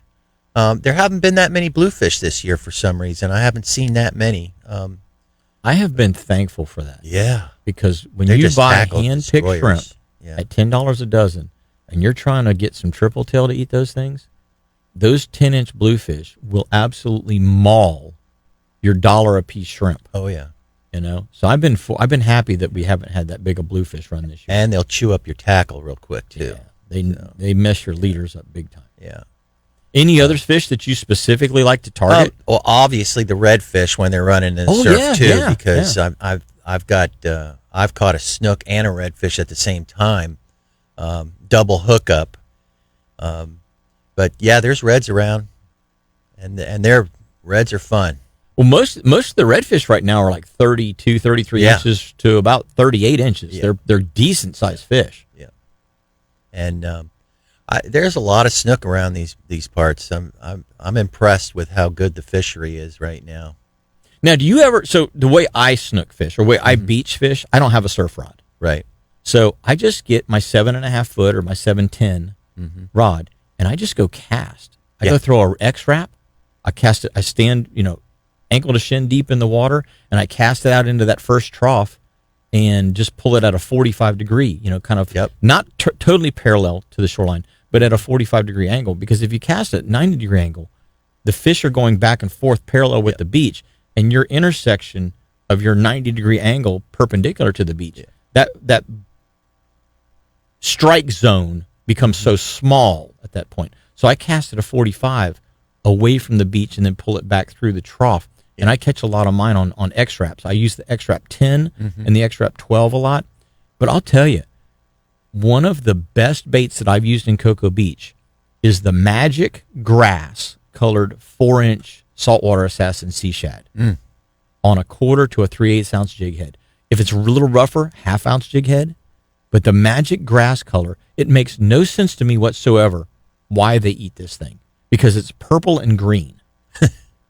It's the stupidest color you've ever seen. It's a Louisiana color. It's made for retard fish. Okay, it's made for, and I'm sorry, that's an inappropriate, not politically correct term to use anymore. But the fish in Louisiana are stupid. I mean, I wish they were all that stupid. To be honest with you, it would be really nice because it makes catching them a whole lot easier. But the fish, the snook in the surf, eat this Magic Grass colored 4-inch assassin sea shad paddle tail, and I found it by mistake. I didn't even find it out. Okay, I learned it as a mistake. Sure. I gave some to my cousin's, my wife's cousin's husband. So I don't know what you call that, cousin-in-law. I don't know, husband of the cousin, and I don't know, whatever. And he is a very good bass fisherman. Very good bass fisherman, okay? So I gave him that color as a bass color because purples and greens typically are much more of a bass type of a color than they would be, especially a snook color. And he took it down to the surf right there, just a little north of the Cocoa Beach Pier. They were staying at one of the condos there. And I'm telling you what, man, first morning he sends me a picture, then another picture, then another picture. And I'm like, dude, what are you catching the snook on? He goes, and he held the package of saltwater, bass assassin magic grass colored 4-inch shad. He goes, they are crushing this. That's And he goes, crazy. can I get some more of these? I'm like, you got to be kidding. I'm like, you're joking, right? I texted him back, you're joking, right? And he's like, no, that's what they're hitting.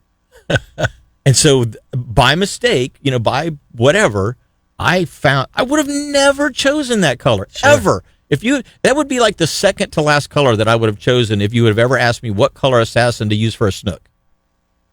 Yeah. But it works. I have a buddy I fish with, Bob, and he loves to just rig up a live bait with a little egg sinker on it, and he'll cast it out, and he'll just walk down the beach, Just following it all the way down. That's it's a great technique. It's his favorite way to fish. He'll put his regular beach rod out with a livey on it, and then he'll just cast his little rod and just walk and walk and walk. Sometimes he's a quarter mile down the beach before he comes back with the fish, but he's really good at it. That's a great technique, though, because you're covering water. Oh, yeah, he's and you're covering letting ground. that bait's kind of sort of pinned down. Yep. But if there's a north or south current flow, and you're following that flow, you're gonna put that bait right in that fish's face. Well, at it some point stays in time. the trough too, Yeah. and it just keeps working its way down. Yeah. And that's a fun technique. It's laborious though. But then again, okay, that's that other way of fishing. There's the static way, or the passive way, and then there's the aggressive way. Well, when it's slow, that's what he does. Yeah. Because he doesn't want to sit there and wait and wait and wait. He'd just rather keep working it and Gives working him something to do. Yeah. But that's a fantastic technique. I never really thought of that. Just a little sinker just to keep it out there. And it works really well. And he comes home with some. He catches a lot of fish. I'll tell you what. He catches a lot of fish. That is so cool. Well, gang, we're going to take our last break of the day. You know what? We're giving up so many secrets this morning. There's a lot of secrets. Everybody's going to be out there knowing how to do it now. They still got to know how to do it, though. Yep. It takes practice. You have to go apply the knowledge. Yep. And fine tune those skills. Hey, we're going to be back with Captain Greg Lund and myself after these messages, so don't go away.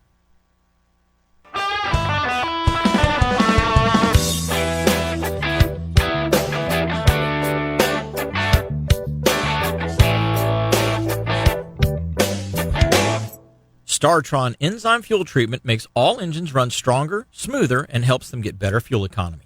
The enzymes in StarTron improve the quality of all fuels so engines start easier, even if they haven't been run for several months. Don't just stabilize your fuel, tune it with StarTron.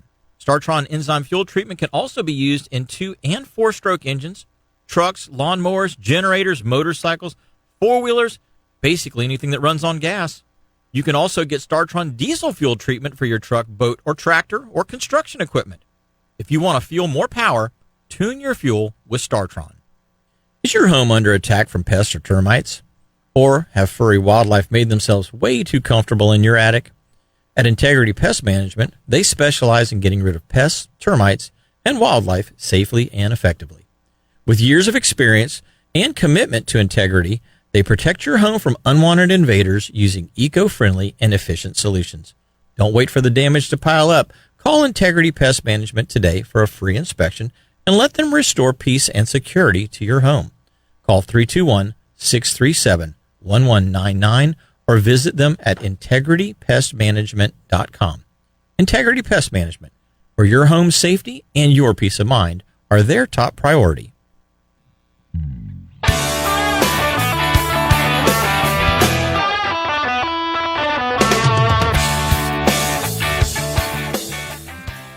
Hey guys and gals, welcome back. We appreciate you tuning in every Saturday right here to Catch Memory Outdoors. We're going to do the Starbright Cleaning Solutions segment of the show. And this one is really simple this week. This is the base product that you need to go on your boat. It is the Super Orange Citrus Boat Wash and Wax by Starbright. This product obviously has a great cleaning ability to it. It also has that slight wax ability that keeps your finish looking really good. I've been using the Super Orange and the pine scent as well, but I really like the orange. I really like the finish that comes out after I get done washing the boat. You guys and gals go out there and check it out. It's highly concentrated.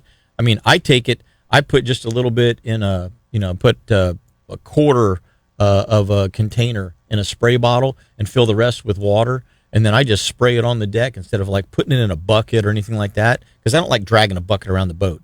I just want to squirt, and hit the deck and then rinse, and I'm done. And the Super Orange from Starbright Boat Wash and Wax is the way to go about doing it. So check that product out. We've got it sitting here right here for those of you that are looking at the Facebook feed. You can see it on the Facebook feed next to our Starbright Seasons bucket. And but that is the base product you need before you get anything else. Start with that because it's a great product. Greg, that little technique that you were just talking about walking the bait fish down the beach, that reminds me of watching guys work a fender system or a bridge system and working a bait along the pilings for the snook. You'll see guys walking the bait, if you will. It's kind of like walking your dog. You're just kind of taking that mullet, that pinfish, that croaker for a walk and just letting him end up in the face of one of those fish that you're trying to pursue. Now, obviously, black drum, sheep's head, margate, if you're around some rocky areas in particular. Margate are a great species to catch in the surf. Pompano, whiting, snook, redfish. Occasionally a trout. Yeah, good speckled trout. Yeah, the trout. speckled trout in December were really good north of the Cape, from the mouth of the Cape to the tip of the Cape. We caught a lot of 16, 17, 18-inch trout. And then your jacks. Got plenty of jacks in there. What's the weirdest thing you've ever caught surf fishing? That's a hard one. I know I caught an eel once. Really? Yeah. And once in a while you get a flounder too.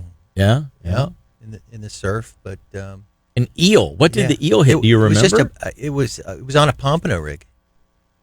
So you hit a sand flea or a shrimp? Yeah, or something just a little piece of clam or something. What was it? Was it a moray or was it it a conger, was just or? a brown eel. It was probably a brown moray. Did he have like a bulbous kind of a head, or was it more of a pointy head? It was similar to what a green eel would be, but it was more of a brown. I mean, because you've seen those conger eels. Yes. Those things are crazy. Yeah. And then I can't think of. I've caught a lot of crabs too. Yeah. Every now and again you end up with crabs on your. Now, are you getting blue crabs or those spotted swimmers? Those, or the calicos? Not the blues. They're like orangey brown crabs. They're pretty spiny too. Yeah, but they make good bait. Sometimes I'll toss one of those out too. What about tarpon? You ever get a tarpon? Yes, I've hooked a number of tarpon, mostly in Ponce Inlet though. Okay, that's where I back in the earlier days, 15 years ago, we would catch these big mullet, and we'd hook those up and cast them out. And I fought a tarpon for over an hour on my Alvy, and it was 100-pounder. Oh, it wasn't. It was just. It was crazy. I never did get it in, but we saw it jump about 10 times. Right. And I ended up about a quarter mile north of where I parked my truck by the time I got done with it. But that always makes for exciting times. Yeah, tarpon are so cool. Yeah, they're one of my favorite fish. Yeah, anytime I see a tarpon, my excitement level just skyrockets because I just love those fish. They are such athletes. I mean, unbelievable. Think about it like this. I always say this. Think about putting a mask and a snorkel and some swim fins on, okay, and getting enough speed up to make your body jump out of the water 6 feet in the air. It's crazy. Absolutely. That's how much power that takes to launch that distance. Yeah. That's pretty impressive. When you see a tarpon come out of the water, that is an impressive sight. We've got them. We've got them trained at Gaylord. We do a feeding show. Okay. And we've got them trained so we can hold the shrimp up in the air, and that tarpon will come out of the water to get that shrimp. Like feeding at Robbie's. Yeah, exactly. Except Except the sneak attack doesn't come out from under the dock. No. From the one you didn't see. No, you see it coming. And we got a tarpon in there named Stamos. It was a rescue. And he's a 100-pounder, and he's a character. He rules the roost down there. That's awesome. Yeah. That's awesome. So, I mean, I remember it's been a minute since I've been. I've got to go back up. You know what? We ought to go on a lunch date. I mean, I'm not trying to be, like weird on you. You know what I'm saying? Get the wives and go over there and do a lunch date and just do that again. That would be so cool. Yeah. It's a heck of a place to go. Really I mean, are you over there on Monday, Wednesdays, and Fridays? No, I'm not. I'm not there on a regular basis. We got full-time crew down there. Gotcha. We need to put that together. Yeah. That would more be, than happy. That would be fun. Yeah, that would be fun. Sure. But I just remember those redfish, and whenever you come out to feed the redfish, you can see them. They're just slow cruising, just taking it easy, and all of a sudden they see the feeding person, and they're like, "Ooh." Oh yeah. It's almost like when your dog, if you're like walking to the pantry to get the dog food, or you're walking to the dog treat thing, they're like, "Ooh." There's a whole the whole behavior pattern changes. You know, they know Monday, Wednesday, and Friday. They're circling around the bait area right away every Monday, Wednesday, and Friday. They're waiting on Tuesday, Thursday, they're all scattered all over. That is really cool. Yeah. Really cool. Are you doing any chartering at all? No, I'm not. I mean, you're just kind of I'm just relaxing. Yep. Yeah.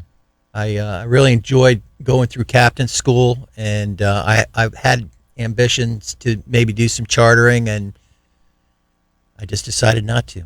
Yeah. But I like to go out with my friends. Well, you got a great life going on right now, though. I do. I mean, to be able to get up, you got your crews working. You send out the daily assignments. They know what they need to get done. You check in with them throughout the day, I'm sure.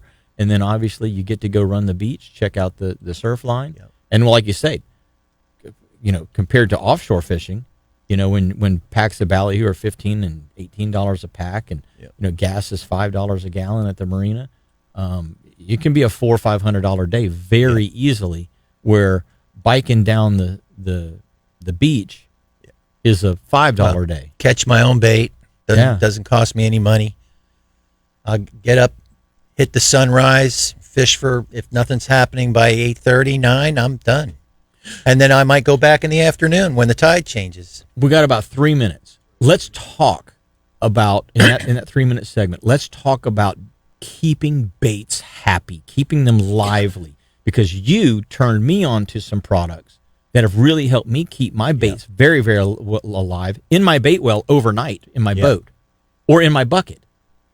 Let's talk a little bit about what baits need, and then some of the products you use to make that happen. I mean, anytime you have a concentration of a lot of baits, they build ammonia into the water, and that's what kills the bait. So there is product out there like Prime. I think I gave you a bottle of that. Yeah, you got me Prime. a bottle of Prime. And that's an anti-ammonia type thing. It neutralizes the water, and it takes all that out of there. So your bait's naturally going to be staying longer and healthier.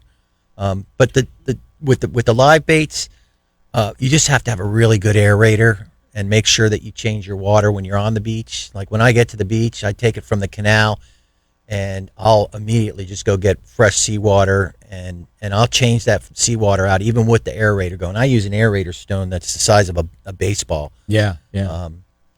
And just having good air on them, they're always lively. The two things that I have, I've got an Engel bait, 19-quart bait cooler with their lithium-powered battery bait pump. That one does a really good job.